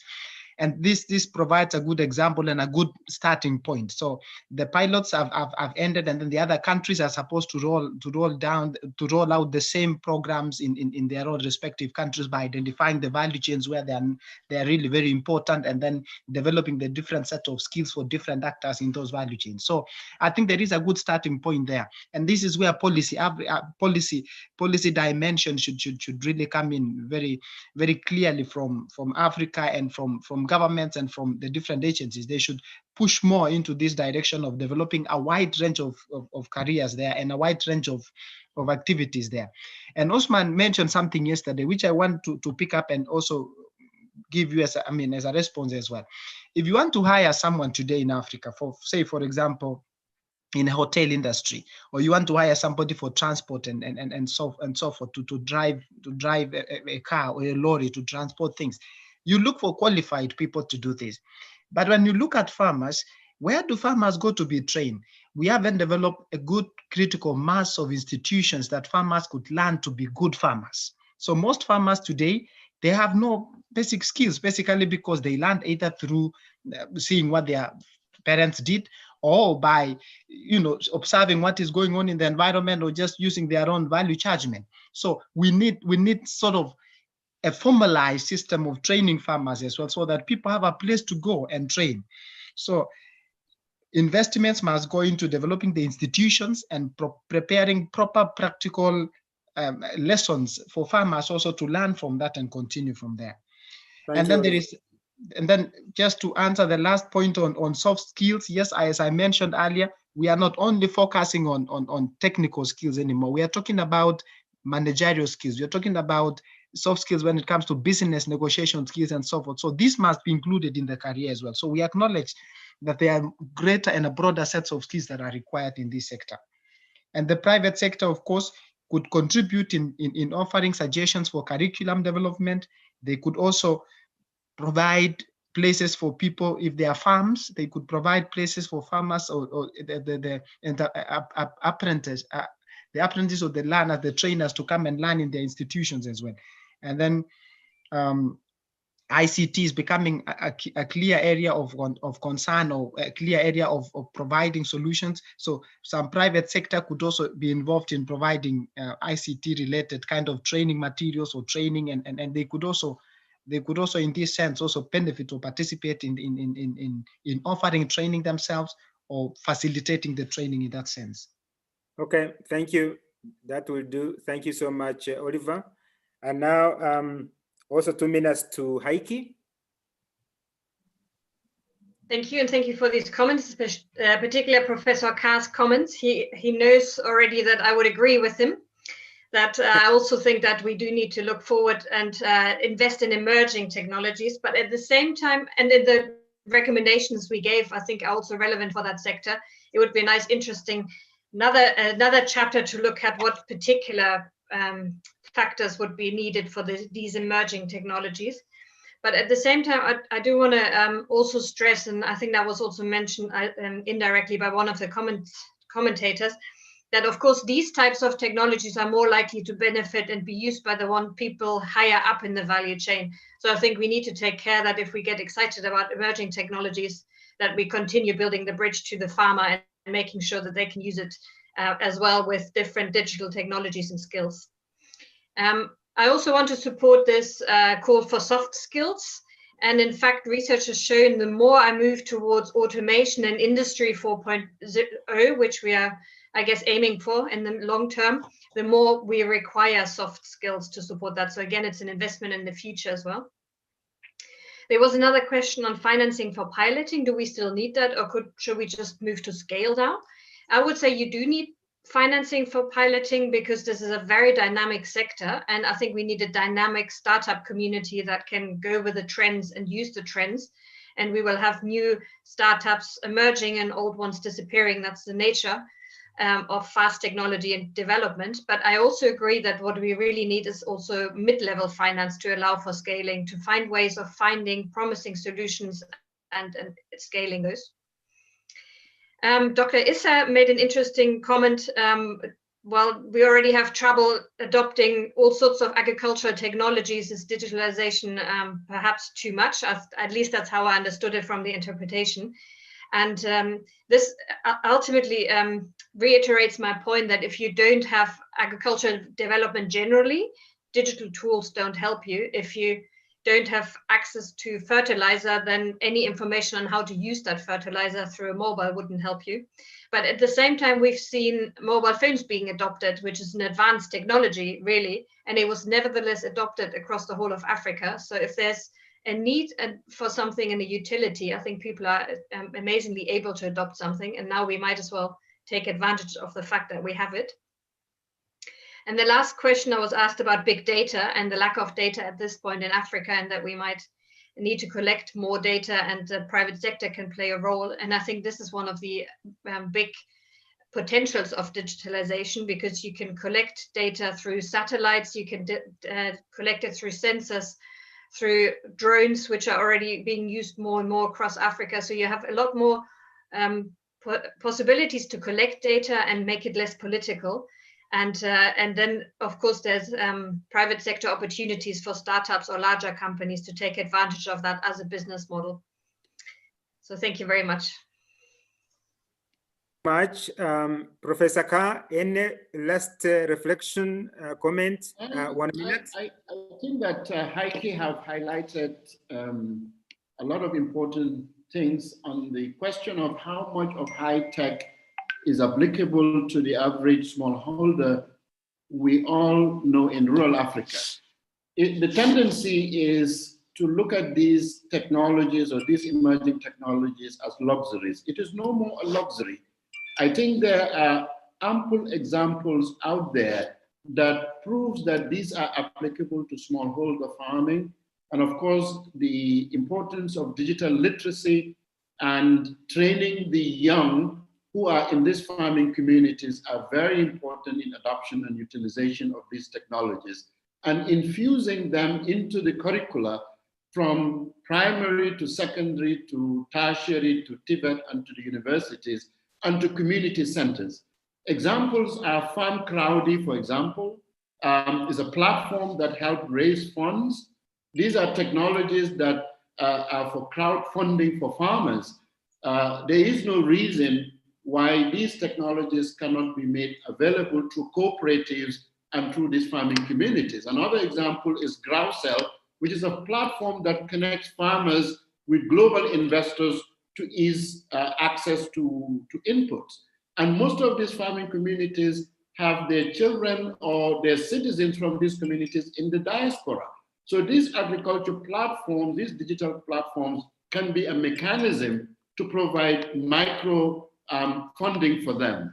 You also have Hello Tractor. It is very difficult for smallholder farmers to purchase a tractor, but through the innovativeness of Hello Tractors, farmers that want to practice farming at reasonable commercial scale can get access to these modern tractors and tools to improve their productivity. Lastly, the issue that Dr. Bajan raised is very, very important in terms of how do we harness digital literacy, digitalization, and building the capacity and the skills. In my humble view, it is important that we channel investments in building requisite infrastructure of clusters of smart agropoles with agribusiness and agrotech embedded with applied learning hubs to build the requisite scalability and skills that are needed for what I call smart agro talent pool, which is very, very critical on the question that Usman was raising. This is essential for us to be able to drive smart agriculture and digitalization in Africa. There is an opportunity in these clusters, these agropoles, this agribusiness, this agro-tech or agro-TVET to attract young people in Africa to work in the agriculture sector, make smart agriculture trendy and also attractive to youth, and help them address the growing level of youth unemployment and wealth creation in the continent through the agro ecosystem by digitalization. This will make it attractive. Thank you very much. Thank you. So we have come to the end of this second segment of plenary session 5. So join me in thanking Oliver, Heike, and Professor Carr for stimulating discussions and presentations. Thank you so much. So to the organizers, can you guide us on how long we take a break?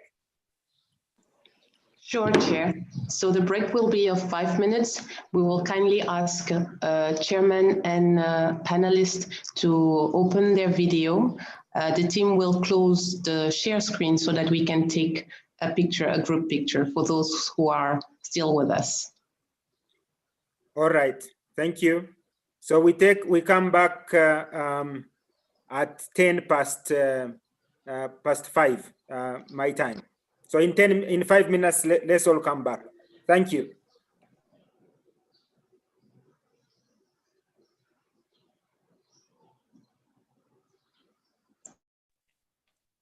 Maybe Mariama, you need to say a little bit more those who need to be in the frame for the picture. Yes, so we are taking it as we speak. So screenshots are going to be taken. I don't see Oliver Corey. Mine is saying, oh, sorry. The host has stopped it. Mine is saying the host has stopped my video. Oh. Can the host enable Oliver's video? Babaka, are you around? There is a problem with Joseph's video. Sheikh and Tijan, okay. Please help with, Someone else. Please help with the picture. Yes, I can see Joseph. Now he's gone. I can see Greenwell. Joseph, come back. Okay. So I'll do the countdown. Okay. 5.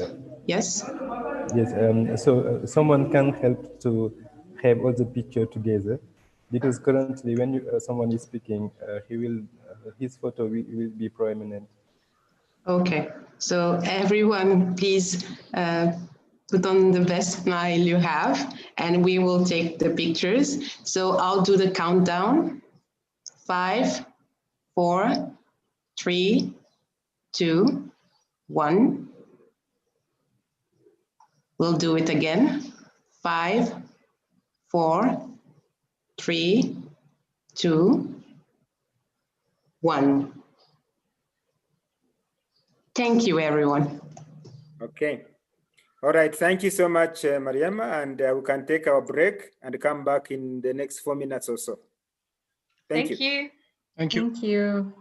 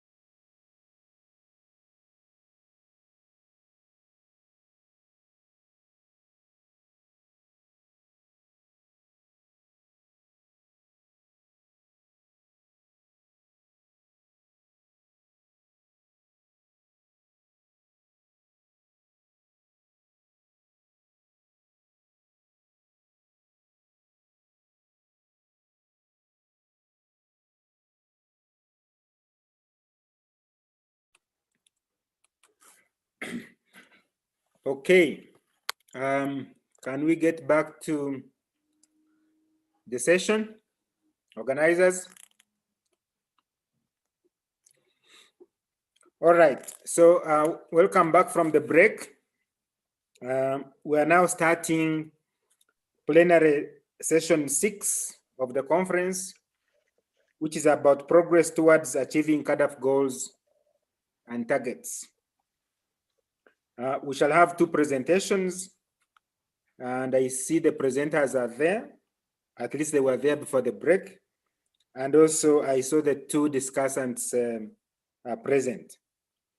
So without further ado, I would like to invite Ms. Sisi Makombe, who is the Director, External Relations, AKADEMIYA2063, to make the first presentation, which is on tracking key CAADP indicators and implementation processes. Sisi, you have 10 minutes to make your presentation. Thank you, Mr. Chairman. Well, good morning and good afternoon, everyone. I am going to present on tracking key CAADP indicators and implementation processes. This is a chapter in the 2020 Annual Trends and Outlook Report. Next slide, thank you. I'll first by talking about what is it that we're tracking.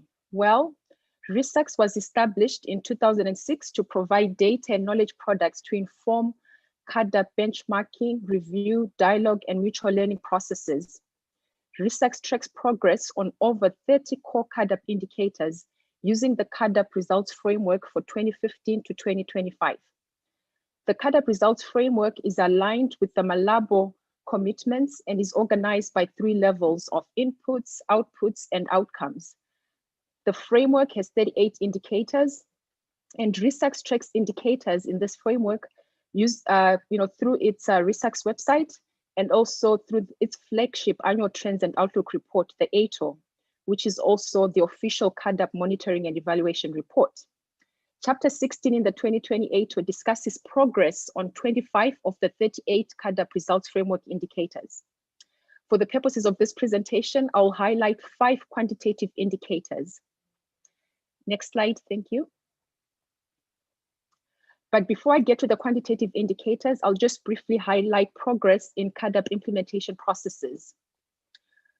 Well, operationalizing the Malabo Declaration and the CAADP results framework requires that regions and countries have national agriculture investment plans that are aligned with the goals and targets of the Malabo Declaration.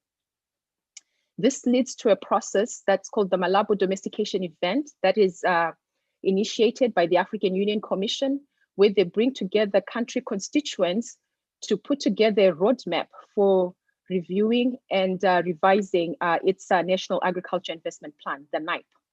To date, by our count as RISAX, this Malabo domestication events have taken place in about 25 countries.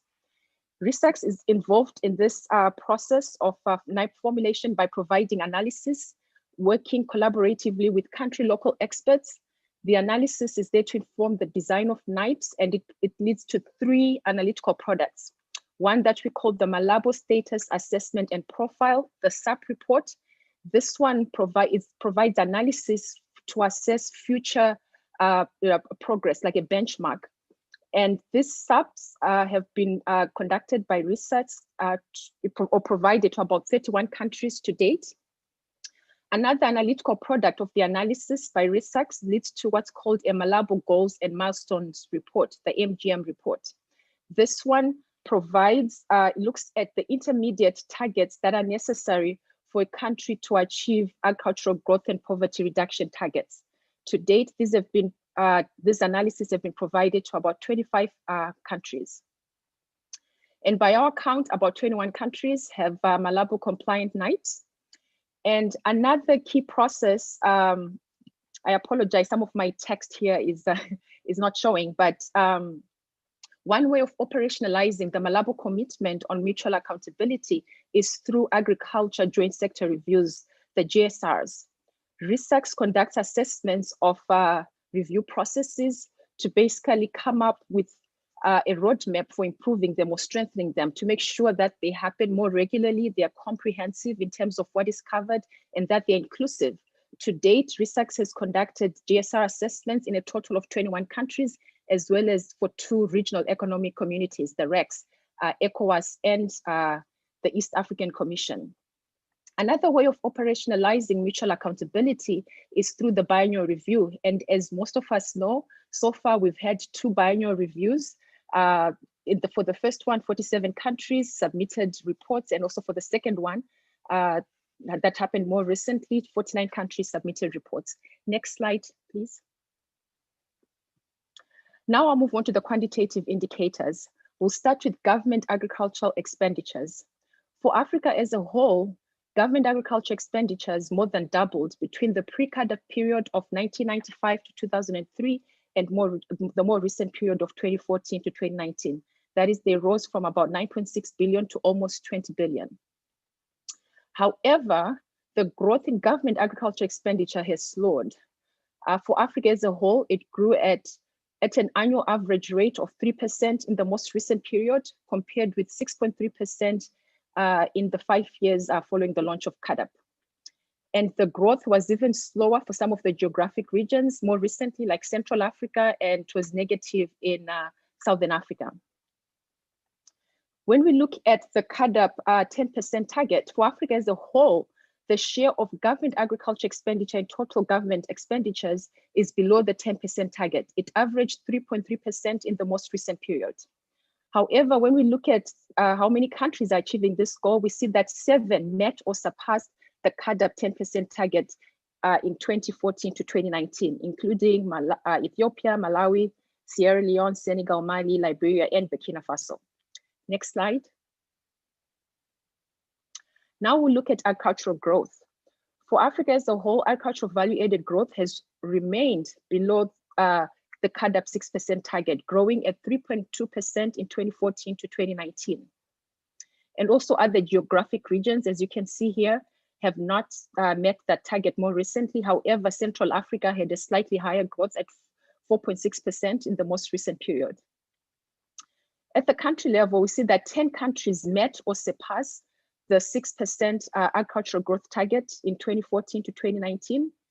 And 3 of these countries, Gabon, Kenya, and Guinea, actually achieved agricultural growth rates of greater than 10%. Next slide, thank you. Now we'll turn on to some of the outcome level indicators in the CAADP results framework. For Africa as a whole, the prevalence of undernourishment was on a declining trend for close to, for over 2 decades.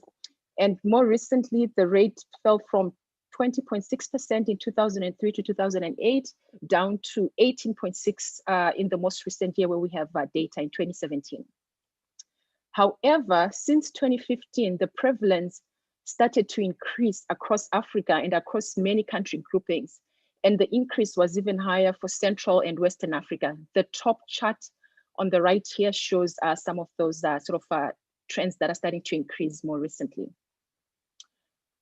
So in addition to the prevalence rate starting to increase, the number of Africa's undernourished has actually been steadily increasing since 2009, rising from 159.8 million in 2008 to about 206 million in 2017. Next slide, thank you.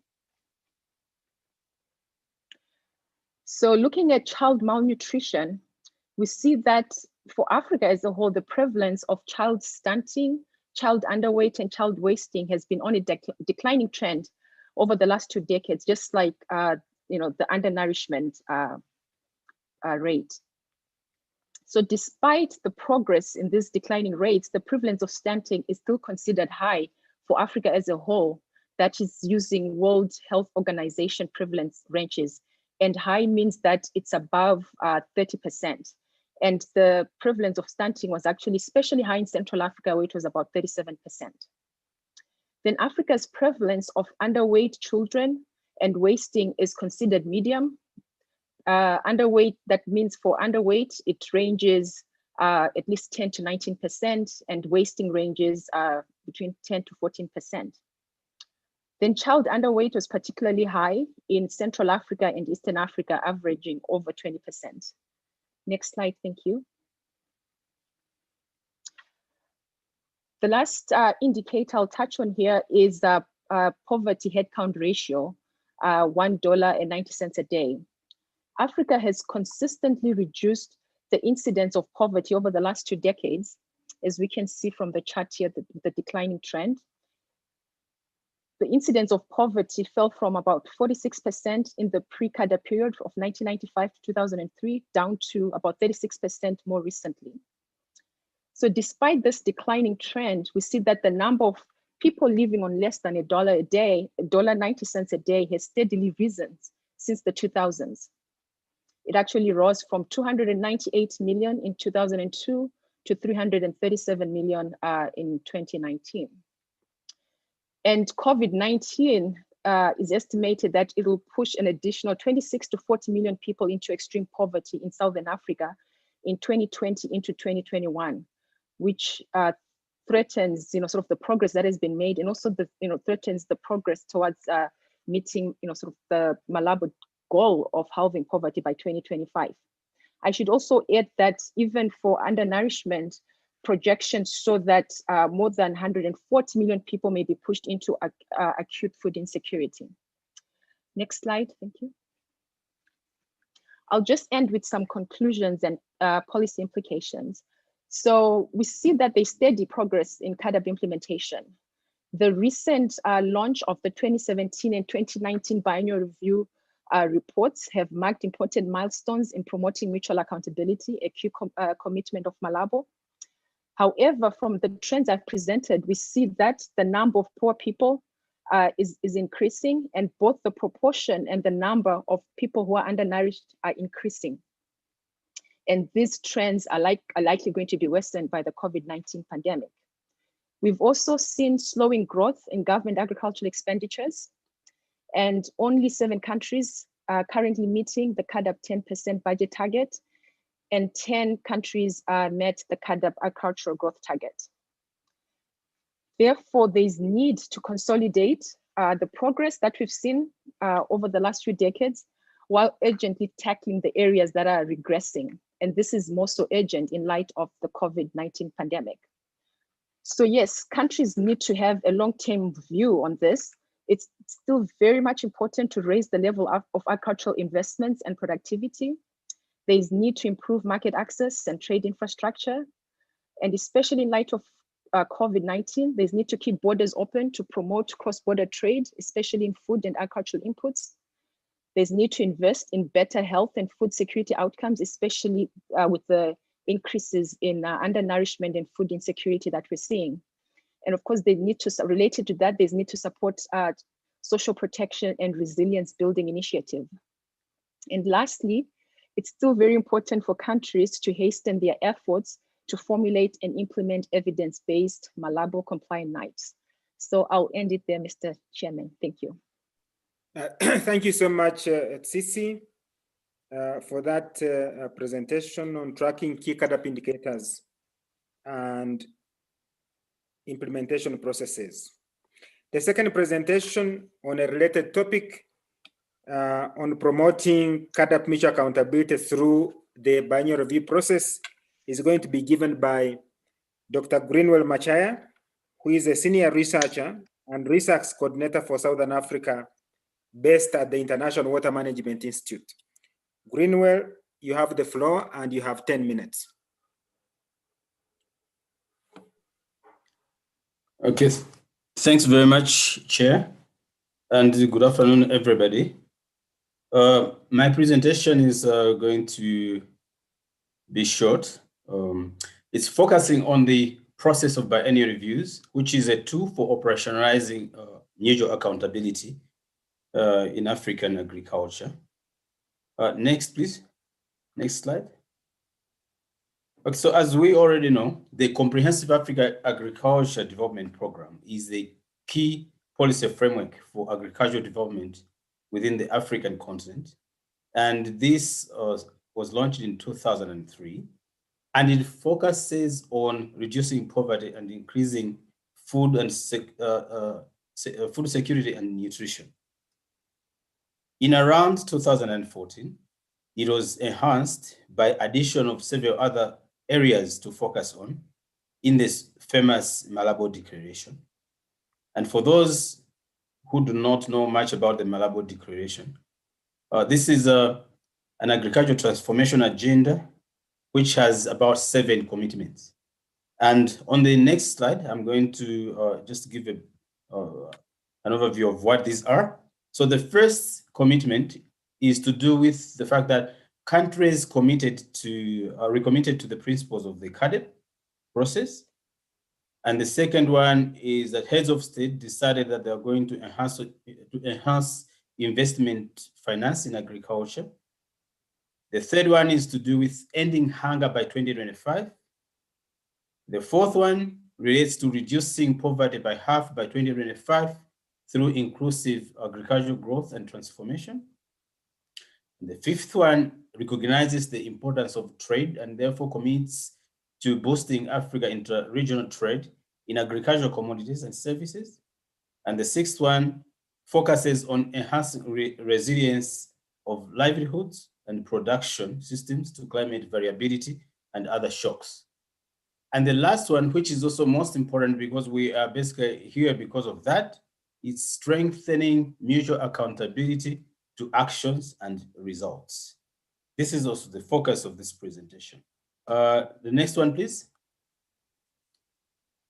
So within the Malabo Declaration and under commitment number 7, which is on mutual accountability to action and results, African leaders decided to commit to systematic reviews of the agricultural sector every 2 years in order to understand how they are implementing the Malabo Declaration, as well as, which is an extension of the AKADEMIYA. And owing to that, in order to see that commitment, the African Union developed agricultural transformation scorecard based on 43 indicators, which were used to do assessments in the first biannual review, and 47 indicators, which were used to implement the second biannual review, both of which were there to try and understand how countries were moving forward towards achieving various targets. This presentation is not about giving the results of those assessments, but we'll highlight just 2 areas, the overall performance and the performance within the category or the commitment area of mutual accountability before going into lessons. Next one, please. So at the continental level, in terms of the 2 biannual review processes that have taken place, overall performance showed in 2017 that we had 20 countries that were on track in achieving most of the commitments in the Malabo Declaration, but 27 countries were not on track. In 2019, we find that 4 countries are on track, 45 are not on track, but 36 countries of those countries which are not on track have done tremendous progress in terms of trying to be on track. All right, the next one, please. Under the specific commitment of mutual accountability, we find that 28 member states were on track in the first biannual review, 19 were not on track, but in the second biannual review, 13 countries are on track, 36 are not on track, but at least 6 member states were the only ones which did not report on that performance, commitment area, compared to 8 in the previous year. All right. Okay. So now all these are showing us a lot of other things, including the fact that there's more that needs to be done. In this process of biannual reviews, there are a lot of partners that work together in order to produce them. And these includes obviously the African Union, the NEPAD, AGRA, IFPRI, some CG centers, IMI, IRI, IITA, FAO, and development partners, Beyond Melinda Gates, USAID, etc., etc. Right? The role of research which is a program that I co-lead with colleagues, is that we offer technical leadership together with the African Union and partners in developing the methods as well for the reviews. We also contributed in the development of the EBR, which is the electronic version of the biennial reviews, together with African Union, and we support countries to resolve emerging technical issues and work with RECs and partners to review submitted reports before they are made official, before they're submitted to the African Union. We also produce briefs from those country reports, which try to synthesize the lessons that the countries can take from, can look at in order to start implementing decisions. And we also contribute to the concept development. Would you please go to the next one? Next one, please. Yeah, now in terms of the biennial review challenges that we have noted while implementing these together with partners is that the major one is data issues. There are data problems across the countries, and in some cases data is not available, or where it is available, in some cases the quality is low. And some of the biennial review indicators are not routinely collected within the national systems, which is something that might need to change. But we also noted that after the first biennial review, there was no effort at the country level to now try and assess how that the process was done in order to improve the next biennial review. And would you please go to the next, please? So generally, weak data protocols across the countries, there are some exceptions, but I think generally this holds. And again, at the country level, we found that the biennial review processes are not as inclusive, and there could be an improvement in terms of inclusivity.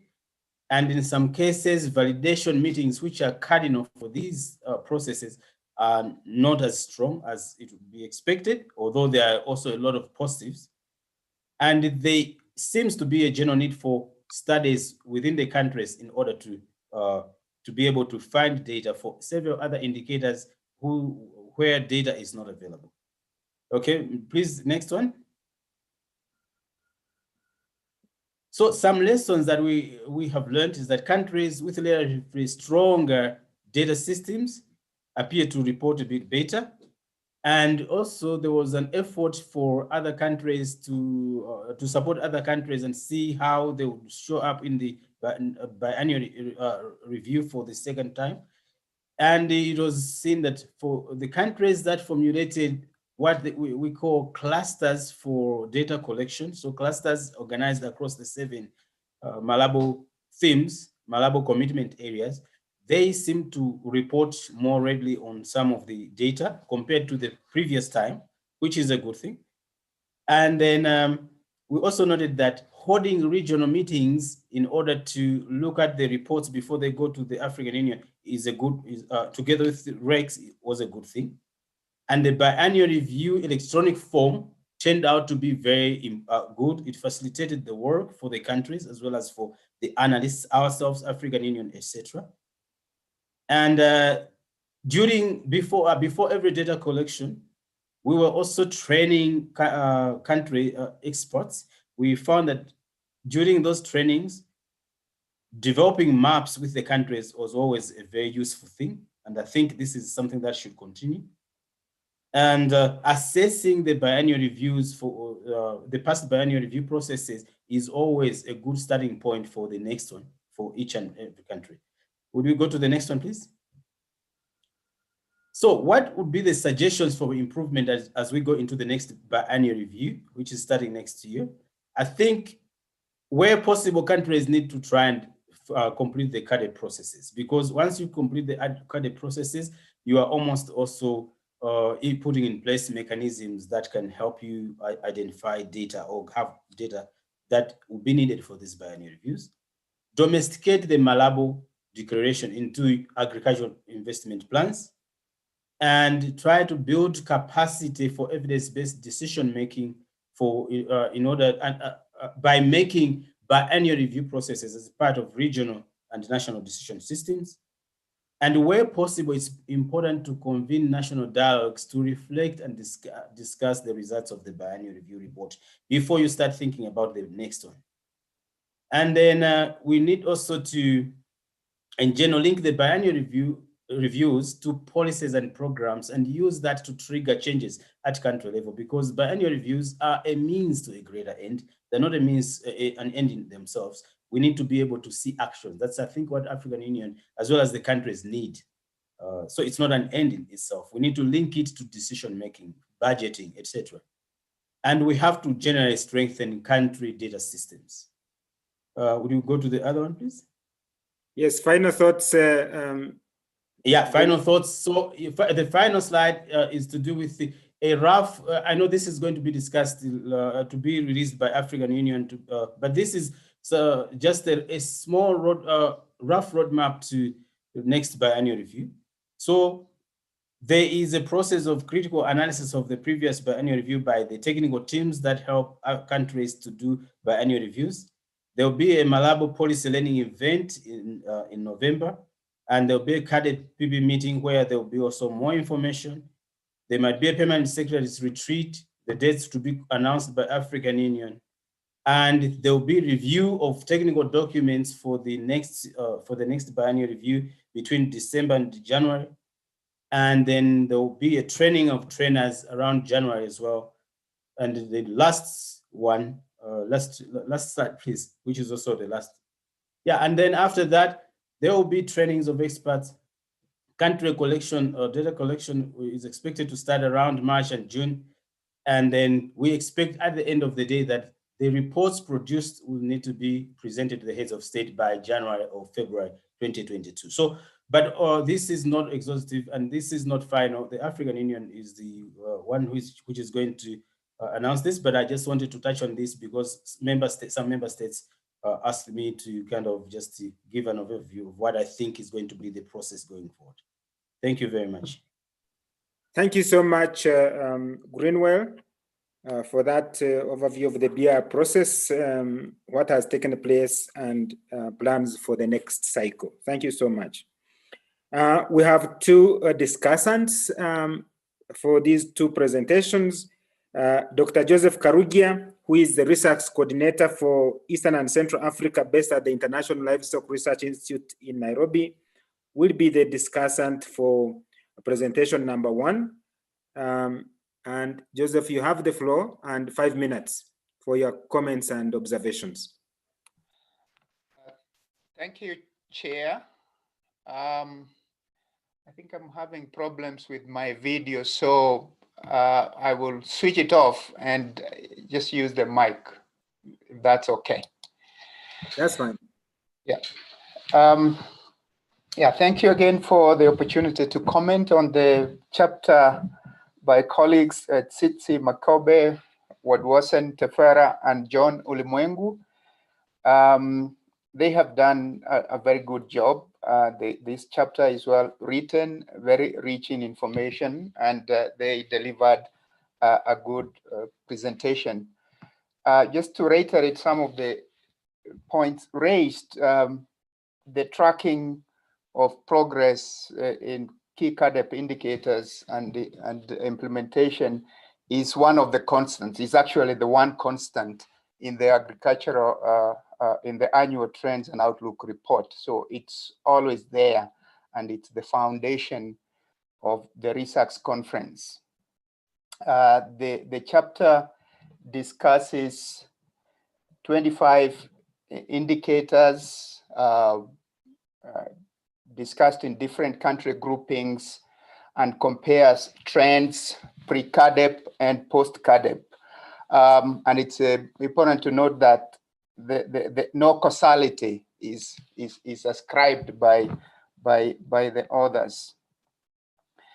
The trends are clear. The improvements, there are some improvements in some of the indicators, such as land productivity, to some extent labor trade, intra-African trade, and others. In some cases, we are seeing deceleration in recent years. For example, GDP per capita. In other words, we're not doing very well in creating wealth. And I think of great concern is the declines that we are seeing, especially in some of the outcome indicators. The nutritional indicators are heading in the wrong direction, and that should concern all of us. Excuse me. I think they didn't mention this, but there is a section on policy responses to the COVID-19 pandemic, which is, I think, an important issue. Probably not sufficient time to cover it exhaustively, but it would be good to note here that RESACS is implementing work in this area. And I think, as Usman mentioned yesterday, participants are invited to look at the RESACS and academia websites to see the latest work in this area, which is still ongoing. Now, I think that despite the progress that we have observed, I think CAADP implementation is not where it needs to be. 21 countries, that is less than half of the African countries, have Malabo compliant national agricultural investment plans. And from the 2019 biennial review report, only 4 countries are out of 49 are on course to achieve the Malabo declaration targets. I think that should concern us. Moving from that, if I can make a few observations, Sitsi mentioned that the ATUR is the official M&E report of CAADP implementation. So this is an M&E report for CAADP that is saying we are not on course to deliver on Malabo declaration commitments, and therefore we need urgent action in this direction. To achieve the commitments, we must consciously plan for it. Countries must plan for it. They need to have national ag investment plans that are intentional, that incorporate the Malabo Declaration commitments. 21 out of in the continent is not enough. Now, and here I want to say something about the role of the different actors. The countries themselves must take the lead in developing the NIPES, and the technical and financial partners who are participating and in the conference and beyond need to support the countries. Looking at the indicators in the CAADP results framework, we are only reporting on 25 out of 38. And a number of indicators in the BR also are not being reported on. We have had recommendations on developing data systems, developing methods of collection of this data, measurements, and so on, and computation of the indicators. There are roles for the different participants here, the researchers, the technical partners, to support these processes. As an M&E report, I think we need to— Joseph, final thoughts? Yeah, final thoughts, absolutely. We need to do something about the E in M&E. And I think I've seen some comments already saying some mismatch, for example, between countries that are doing well in government agricultural expenditure versus those that are achieving the GDP growth target, for example. So we invite researchers to join in this endeavor. There are lots of data now available from the CAADP tracking and also BR. And there is a lot of work that can be done by also colleagues in universities and other research institutes. Thank you. Thank you so much, Joseph, for your comments and remarks, quite pertinent and useful to the discussion. The second discussant for the second paper presented by Greenwell is Dr. James Amke, who is Senior Advisor Food Security and Nutrition Policy, USAID. Jim, welcome, and you have 5 minutes to make your comments and remarks. Thank you, Mr. Chair. Good afternoon, everyone. Thank you to the presenters for doing excellent jobs of presentation. Greenwell has done an excellent job of briefly laying out the importance, the history, the process of mutual accountability per the Malabo Declaration and the biennial review. He covers improvements in the second biennial review and continued improvement needs for the third biennial review. And his remarks are accurate and on point.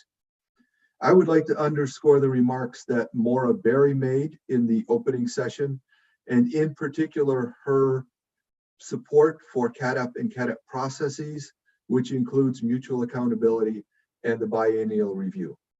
We have seen the evidence from RESACs on the importance of emphasizing agriculture as the fundamental engine to inclusive African economic growth. We have seen the data on the importance of agricultural policy formulation and implementation on agricultural growth. And we recognize and applaud the role of CAADP in bringing this evidence into country agricultural planning processes, including through support for national agricultural investment plans. Tsitsi's report that 21 countries have Malabo compliant NIPES is good news indeed. Joseph's comment that this is less than half the countries shows that the hard work is still ahead, both on formulating Malabo compliant NIPES, but for those countries that have them, on implementing them. My contribution to this discussion is to offer a meta perspective or a bird's eye view on mutual accountability. As John Ulimwengu said in Tuesday's first plenary session, a tenet of mutual accountability is that as stakeholders, we hold ourselves and others accountable. And Greenwell noted that the biennial review is a tool for improving policy and investment decisions. In this case, I would ask that each of us hold ourselves and others accountable for using the BR results as evidence in investment and policy decisions. This starts with African governments and country leaders. It is our responsibility to ask governments, how do the BR results feature in your investment and policy decisions? What actions are you taking to ensure that country progress is maintained during this current period of negative shocks and in fact sufficient to achieve Malabo goals? For those with Malabo compliant NIPES, are you implementing them per plan? But it does not end with governments. We must also ask ourselves, are we using the BR evidence to align our own actions with country needs? As a donor, are we using the BR evidence in our own assistance processes? As the private sector, are we seeking entrepreneurial investment opportunities that create shared value by creating financial value for ourselves while strengthening country needs as articulated by the BR? As civil society, are we fulfilling our roles as partners in helping both our members and government address development needs? And are we all accountable for asking each other these same questions? At previous conferences, I have said that the BR as a tool for implementing mutual accountability is the most exciting development innovation of the past decade. Today, I am even more convinced of that than ever. But the BR has not reached its potential. To help the BR fulfill its potential, we must ourselves act accountably.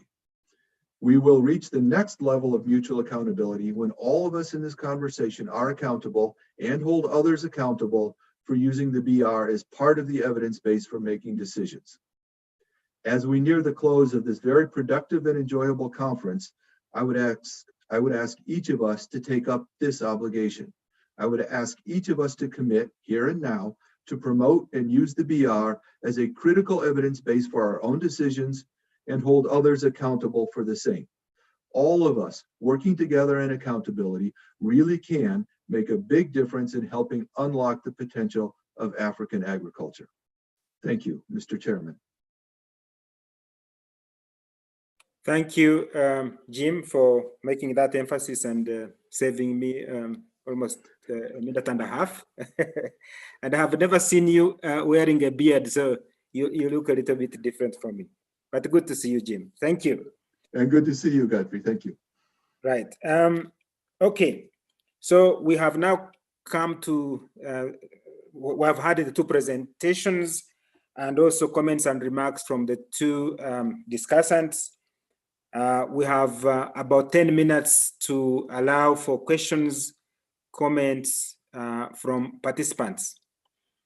Starting from Mariama, if we have those that gave comments in the chat box. Sure. I'm going to read them.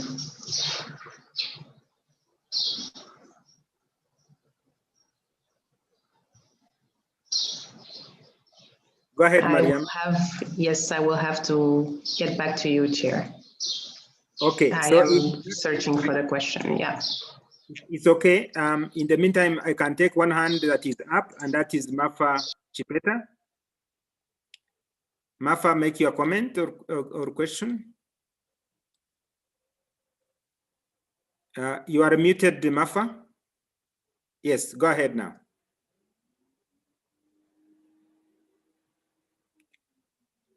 Your mic is open, Mafa, but we don't hear you if you are speaking.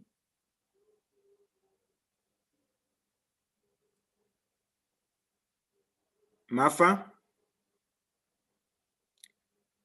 Okay.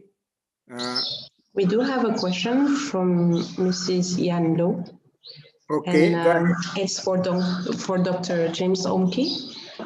In terms of partner support, are you concerned about the increasing concentration of ODA support to select group of countries meeting good governance criteria, when many countries with weaker institutional structures urgently need technical support in planning and implementation? Thank you for that question. I can't speak for all ODA or for other donors.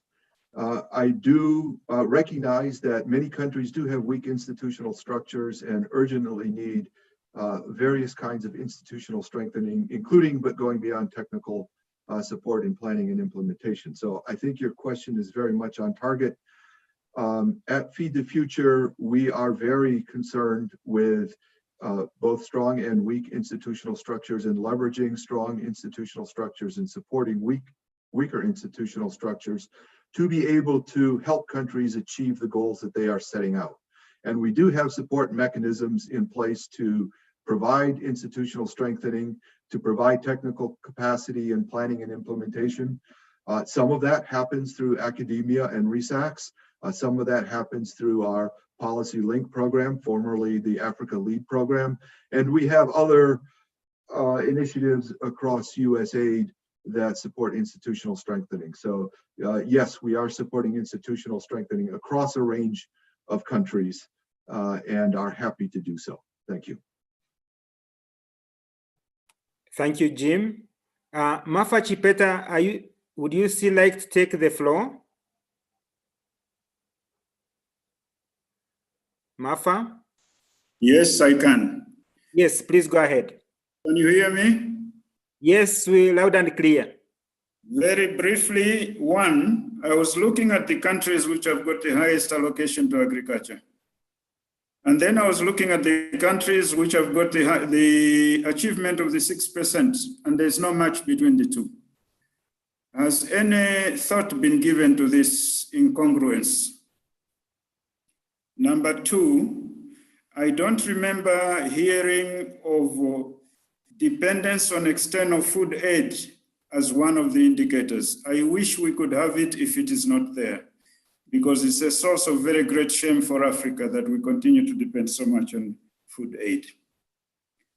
The last point is, at close to 30 indicators, it's too many. I'm sure maybe 10 or so would explain most of the useful things that we want to hear. That is all. Thank you so much, Mafa. The team will respond. Mariama, do you have any other question from the chat box?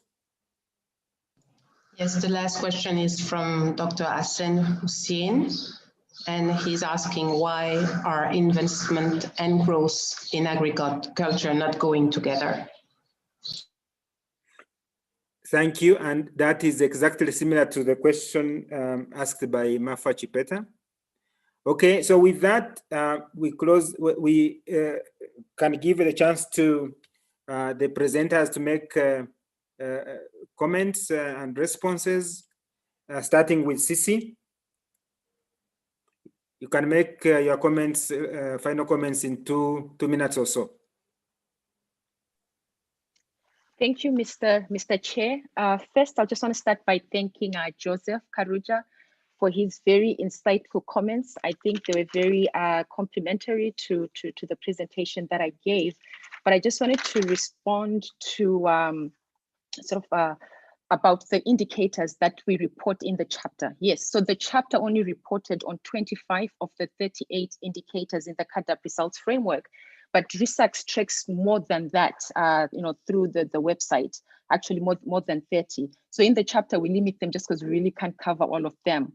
But yes, indeed, there are still gaps in indicators that do not yet have data available. So those ones, RISAX continues to work on making the data available. These are some indicators on private sector investment, post-harvest loss, women's empowerment, and so on. And with regards to the CADAP BR process, yes, it has introduced the 47 indicators that Grino highlighted, but there's considerable overlap between the indicators in the CADAP results framework and the CADAP biennial review process. So a lot of the indicators that RISAX is tracking, they're also in the biennial review process. I just wanted to highlight that. But of course, there are still some data gaps that need to be filled. And then for the question from Mr. Chipeta on why there's a mismatch between budget allocations and agricultural growth.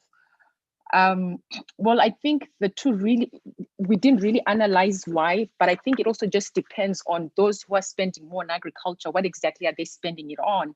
Are they spending it on the things that will, likely sort of propel agricultural productivity growth and agricultural growth overall? So it really, I think, also just depends on sort of how the funds are being sort of prioritized. But yes, but that's an interesting area that will be interesting to sort of do a deeper, dive into. And on, you mentioned the dependence on food aid. So one of the indicators that, so in addition to tracking indicators in the CADAP results framework, RISAX also tracks indicators that it calls other, which we feel are very important to this agenda. So emergency food aid, agricultural ODA, those are other indicators that we track that I think can sort of, inform some of what we're talking about in terms of dependence on food aid. So those are tracked, especially they are on our RISAX website. They are also in the annex tables of the 2020 ATO. Yeah, so I'll thank you very much. I don't know if hopefully I didn't miss any of his questions. Thank you. Thank you, Sisi. Perhaps to add just a little bit more to your response to Mafa, I do recall, I think a year or a year and a half ago, Dr. Sam Benin of IFPRI did look at the CADAP biennial review data and attempted to try to establish causal relationships among different variables. So Sisi, you may want to dig up that paper and share with the participants, and in particular, Mr. Mafa Chipeta. With that, may I ask Greenwell to also make final comments in 2 minutes? Okay. Thanks very much, Chair. And also thanks very much to James as well as Joseph for the comments, which are generally, I think, complementary to what we're talking about here. So I will just first maybe try to complement Tsitsi's response to Mafa's question on the mismatch between growth of the agricultural sector and the investments. The first thing is that, of course, these are averages and they're just showing, it's like a snapshot over time. But as Godfrey rightly put it, there is also a study, I think, that Sam Benin did do in a detailed way, which does show that there are some interesting positive relationships between investments in agriculture and the instance of achievements in terms of the agriculture sector. But more importantly also, Martha, would you just also take a look at chapter 15 of this annual trends and outlook report? There, there's some work which is trying also to draw some relationships. So in the process of answering the questions there, you will find that investments into the agriculture sector appears to be leading to growth in agricultural productivity. So there's still some interesting correlation between the two, and I think it's worthwhile that countries should continue to invest. The issue about where to invest in the agriculture sector is fundamental, and I think even going forward, that is also a message that's a research area, but also it's a message that we should be trying to do. I can imagine a country which says it is investing 10%, but that 10% only goes to say maybe salaries. Obviously, it's not going to show something. That's not what we're alleging, but I think it's an important area. My last comment on this one is that the biannual review process is not an end in itself. It is supposed to be a means to a greater end of agricultural transformation, improving people's livelihoods. I think it's important that countries take it as that. And to do that, they need to tie it to budgeting processes, to financing, etc., etc. And unless we know where we're going, we are not going to be able to know. We are not going to unless we track where we are going, we are not necessarily going to be able to go there so easily. And because of that, data issues are fundamental. We need to be able to have data in order to know where we are going. That's the only way we can get there. Thank you very much. Thank you. Again, perhaps supplementary information. In the CADAP biannual review report, both the 2017 one and the 2019 one, we have country profiles that show the performance of each of the reporting countries against the 7 Malabo commitments. And that report indicates where the countries did well and where countries are not doing very well and where improvements are needed. And therefore, in thinking about where public investments, where the 10% or whatever share of the budget is going to agriculture should be, the biannual review report is a very good starting point to interrogate where countries should be investing in order to improve their performance in the agriculture sector. Just information for you to look out for that biannual review report. Do we have, Joseph, do you have any last comment in 1 minute? The same for Jim, each of you 1 minute for final remarks. Joseph?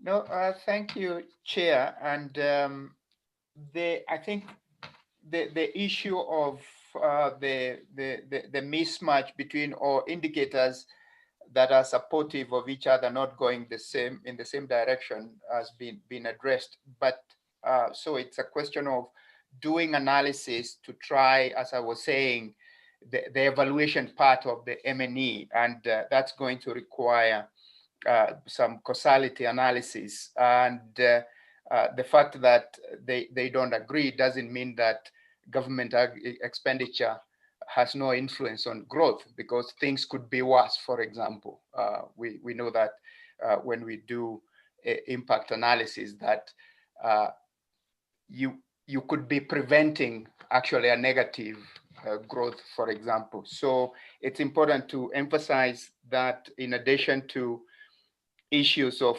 efficiency of investment, what and where we invest, whether we put the funds in recurrent or development expenditure becomes important. And certainly there is evidence that government expenditure is important for especially crowding in private sector investment. Yeah, thank you. Thank you, Joseph. Jim, 1 minute, final comment. I think this is a great session. I think it highlights the importance of data, of the biennial review, and I would just like to leave everyone with that message, importance of data, and then let's use it in a mutually accountable way. Let's make sure that others are using it in an accountable way. Thank you. Thank you so much, Jim. So that brings us to the end of session 6 of the 2020 Research Conference. And now we go to the final session, which is plenary session number 7, about closing this 2020 Research Conference. And we'll have two speakers, Dr. Usman Badian, who is the executive chairperson of AKADEMIYA2063, and myself giving the final remarks. So without further ado, I would like to invite Dr. Usman Badian to give his closing remarks. Usman, you have about 5 to 10 minutes. Thank you very much. Nabu, can your team release my video? Sure. Babaka? All right, thank you. Can I do it now? We can see you, Usman, now. Okay, very good. Thank you very much. Let me just connect a little bit, Mr. Chair, back to the question about mismatch of indicators. I don't think it's that much of a mismatch. If you look at the results of the assessment that Sam Benin carried out, and we can make the discussion paper available. But even in this report, you look at chapter 2, my chapter with John and Julie, you will see that there are different trends that separate those who have embraced CAADP fully and implemented it, that separates them from the others that have not. They tend to spend more money in agriculture. They have seen a much faster rate of growth in agricultural value added, and they have other more positive indicators there. So there's absolutely a relationship among them. That said, we think, and I'll be talking about that, the rise in expenditure for agriculture, although not that high in terms of share, until 2 years ago, was a positive trend in terms of absolute value. But it started stagnating and perhaps even declining. That's really where the concern is now. How do you sustain that momentum and continue to invest in agriculture? So I'll talk about perhaps what you might need to do there, Chair, from your institution and others to turn that around. But this is a place for me to say thank you to everyone who has made this possible, not just this year, but over the years, including our colleagues at IFPRI and IFPRI as an institution and those who supported RESACs over the years. The leadership of AUC, Godfrey, many years of that under your leadership, and our partners and the CG centers around. So thank you to all of those. Thank you to the authors who put together an excellent report, the speakers, the discussants, and all of those who joined us over the last 3 days. So thank you for your time and thank you for being with us. And of course, thank you for the AKADEMIYA2063 team. From the communications team to the IT and RESACs team, and those who have facilitated publications, invitations, and what have you. It's a heavy lift to carry this out. So thank you to everybody. The topic this year is really very timely. It's been 20 years, as I said in my introductory remarks, that we have seen sustained growth in Africa. We are doing well, but we are so far behind where we need to be, that our focus ought to be on how to do things better and how to sustain things. And policies have a lot to do with it. And as I said, while good policies might not be the solution to our problems, bad policies will be problems for everything else we would like to achieve. So policies will remain quite important. I talked about academic implementation, Chair, to you and to other leaders at the continental level, but also to the RECs. The fact that public expenditures in agriculture are stagnating is something we need to address. The fact that the nutrition indicators in terms of undernourishment are deteriorating, that we have not made much more faster progress on stunting and wasting are signs that there is a need to re-engage, to boost the momentum. Here, I think we will need to put our heads together under the leadership of AUC and the RECs to find ways to re-engage, to utilize the binary review, but also other avenues we have to reiterate the key goals and principles of the Malabo agenda. So I think there's an opportunity to do that with the upcoming BR, perhaps to elevate the discussion a little bit. This is also the time for me to talk about the next year's ATOR 2021 to be correct, which will focus on rebuilding after crisis, pulling together the lessons and experience we have put from our work and others' work on COVID. Given climate change, given the frequency and perhaps greater complexity of shocks and crises, I think COVID was a really hard burden on all of us, but also an opportunity to learn on how to deal with what is to be anticipated to be part of our future. So this is the first conference organized under the auspices of AKADEMIYA2063, which, as you know, after about 15 years, according to plan, never too late, is the African host institution of the three main programs that have been incubated by IFPRI in partnership with the CG, Africa-based CG centers, ILRI, IITA, and IMWE, since 2005 to now.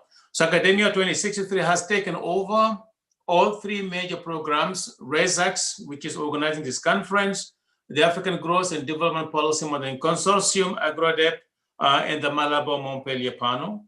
The team of about 30 of us who used to work on this program at IFPRI have migrated to AKADEMIYA2063, which has its headquarters in Kigali and its regional office in Dakar. We very much look forward to exploit, to use, to put to use that proximity to enhance and deepen the collaborative networks that we've had over the last 10, 15 years. We will use also our position on the continent to serve as a bridge to link the global science community with the African science community. To close, Mr. Chair, I would like to welcome and invite the audience to check the work that we have done over the last 2-3 months on COVID at the AKADEMIYA2063 website. There's a portal there.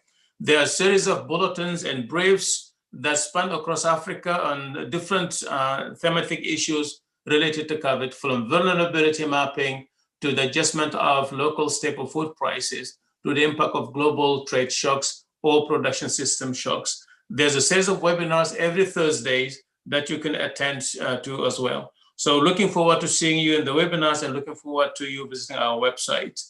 Thank you, Mr. Chairman, for your chairmanship and your willingness to be here with us, and for also agreeing to close this conference. I would like to again say thank you to everybody, and looking forward to the next edition, God willing. Thank you, Mr. Chair, and back to you.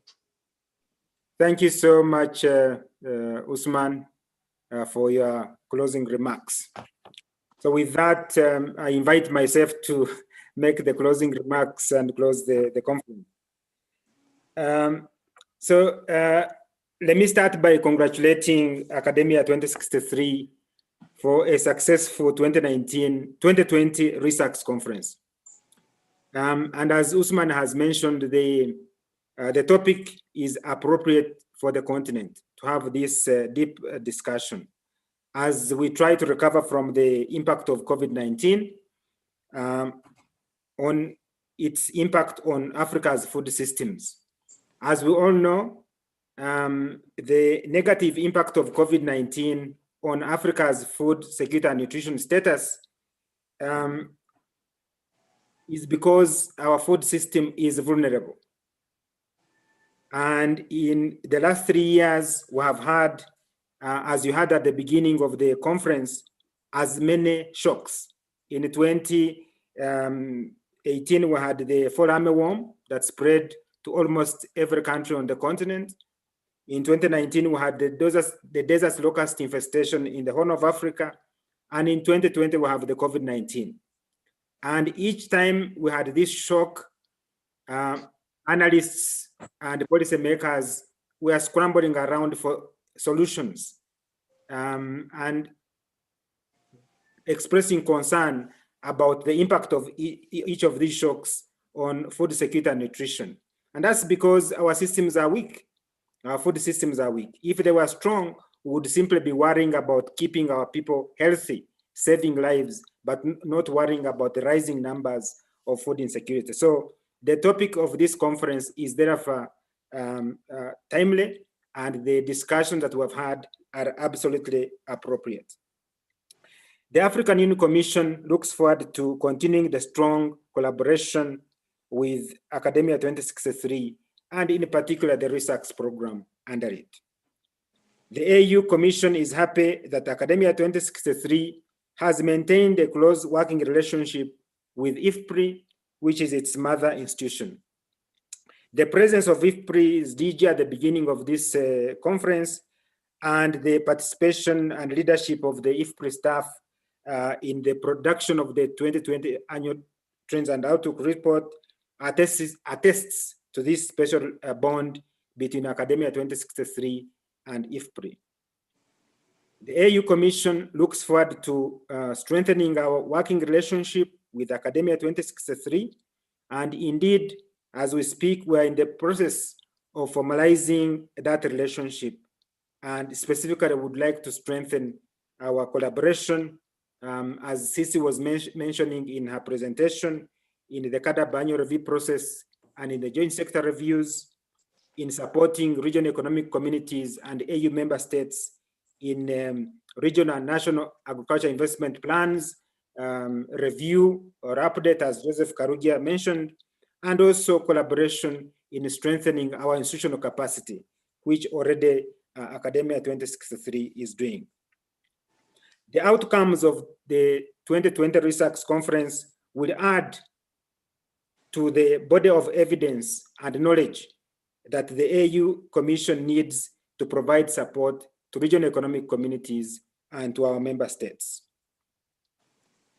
In particular, I'll be seeking the support of AKADEMIYA2063 in my role as the Vice Chair of the Action Track #1 of the UN 2021 Food Systems Summit, and that Action Track #1 is on ensuring access to safe and nutritious food for all. So we'll be looking forward, we'll be reaching out to AKADEMIYA2063 and other institutions that have done work and have evidence that we can bring to bear and make Africa's contribution to that UN Food Systems Summit next year. Again, on behalf of Her Excellency Ambassador Josepha Sako, the Commissioner for Rural Economy and Agriculture of the AU Commission, I would like to thank AKADEMIYA2063, with whom we partnered to support the research program, that she would have liked to be here, but is committed, and I'm happy to close this conference on her behalf. So with that, again, as Usman said, thank you so much, participants. Thank you so much, the contributors to the 2020 Annual Trends and Outlook report, a very rich document, and I commend the report to everybody as a reference document in all the work that we do. With that, again, thank you so much for your participation and contributions. And now I have the pleasure to formally announce the end of the 2020 Research Annual Conference. Thank you so much.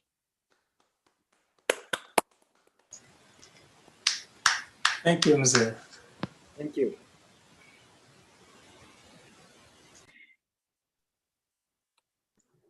Thank you, Mr. Chair.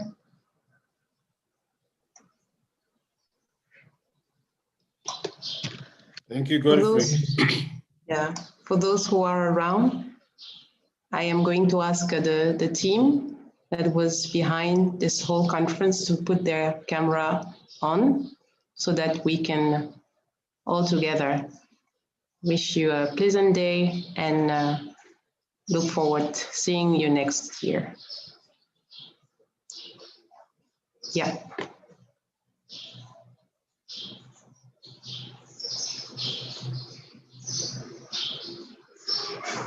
Thank you all.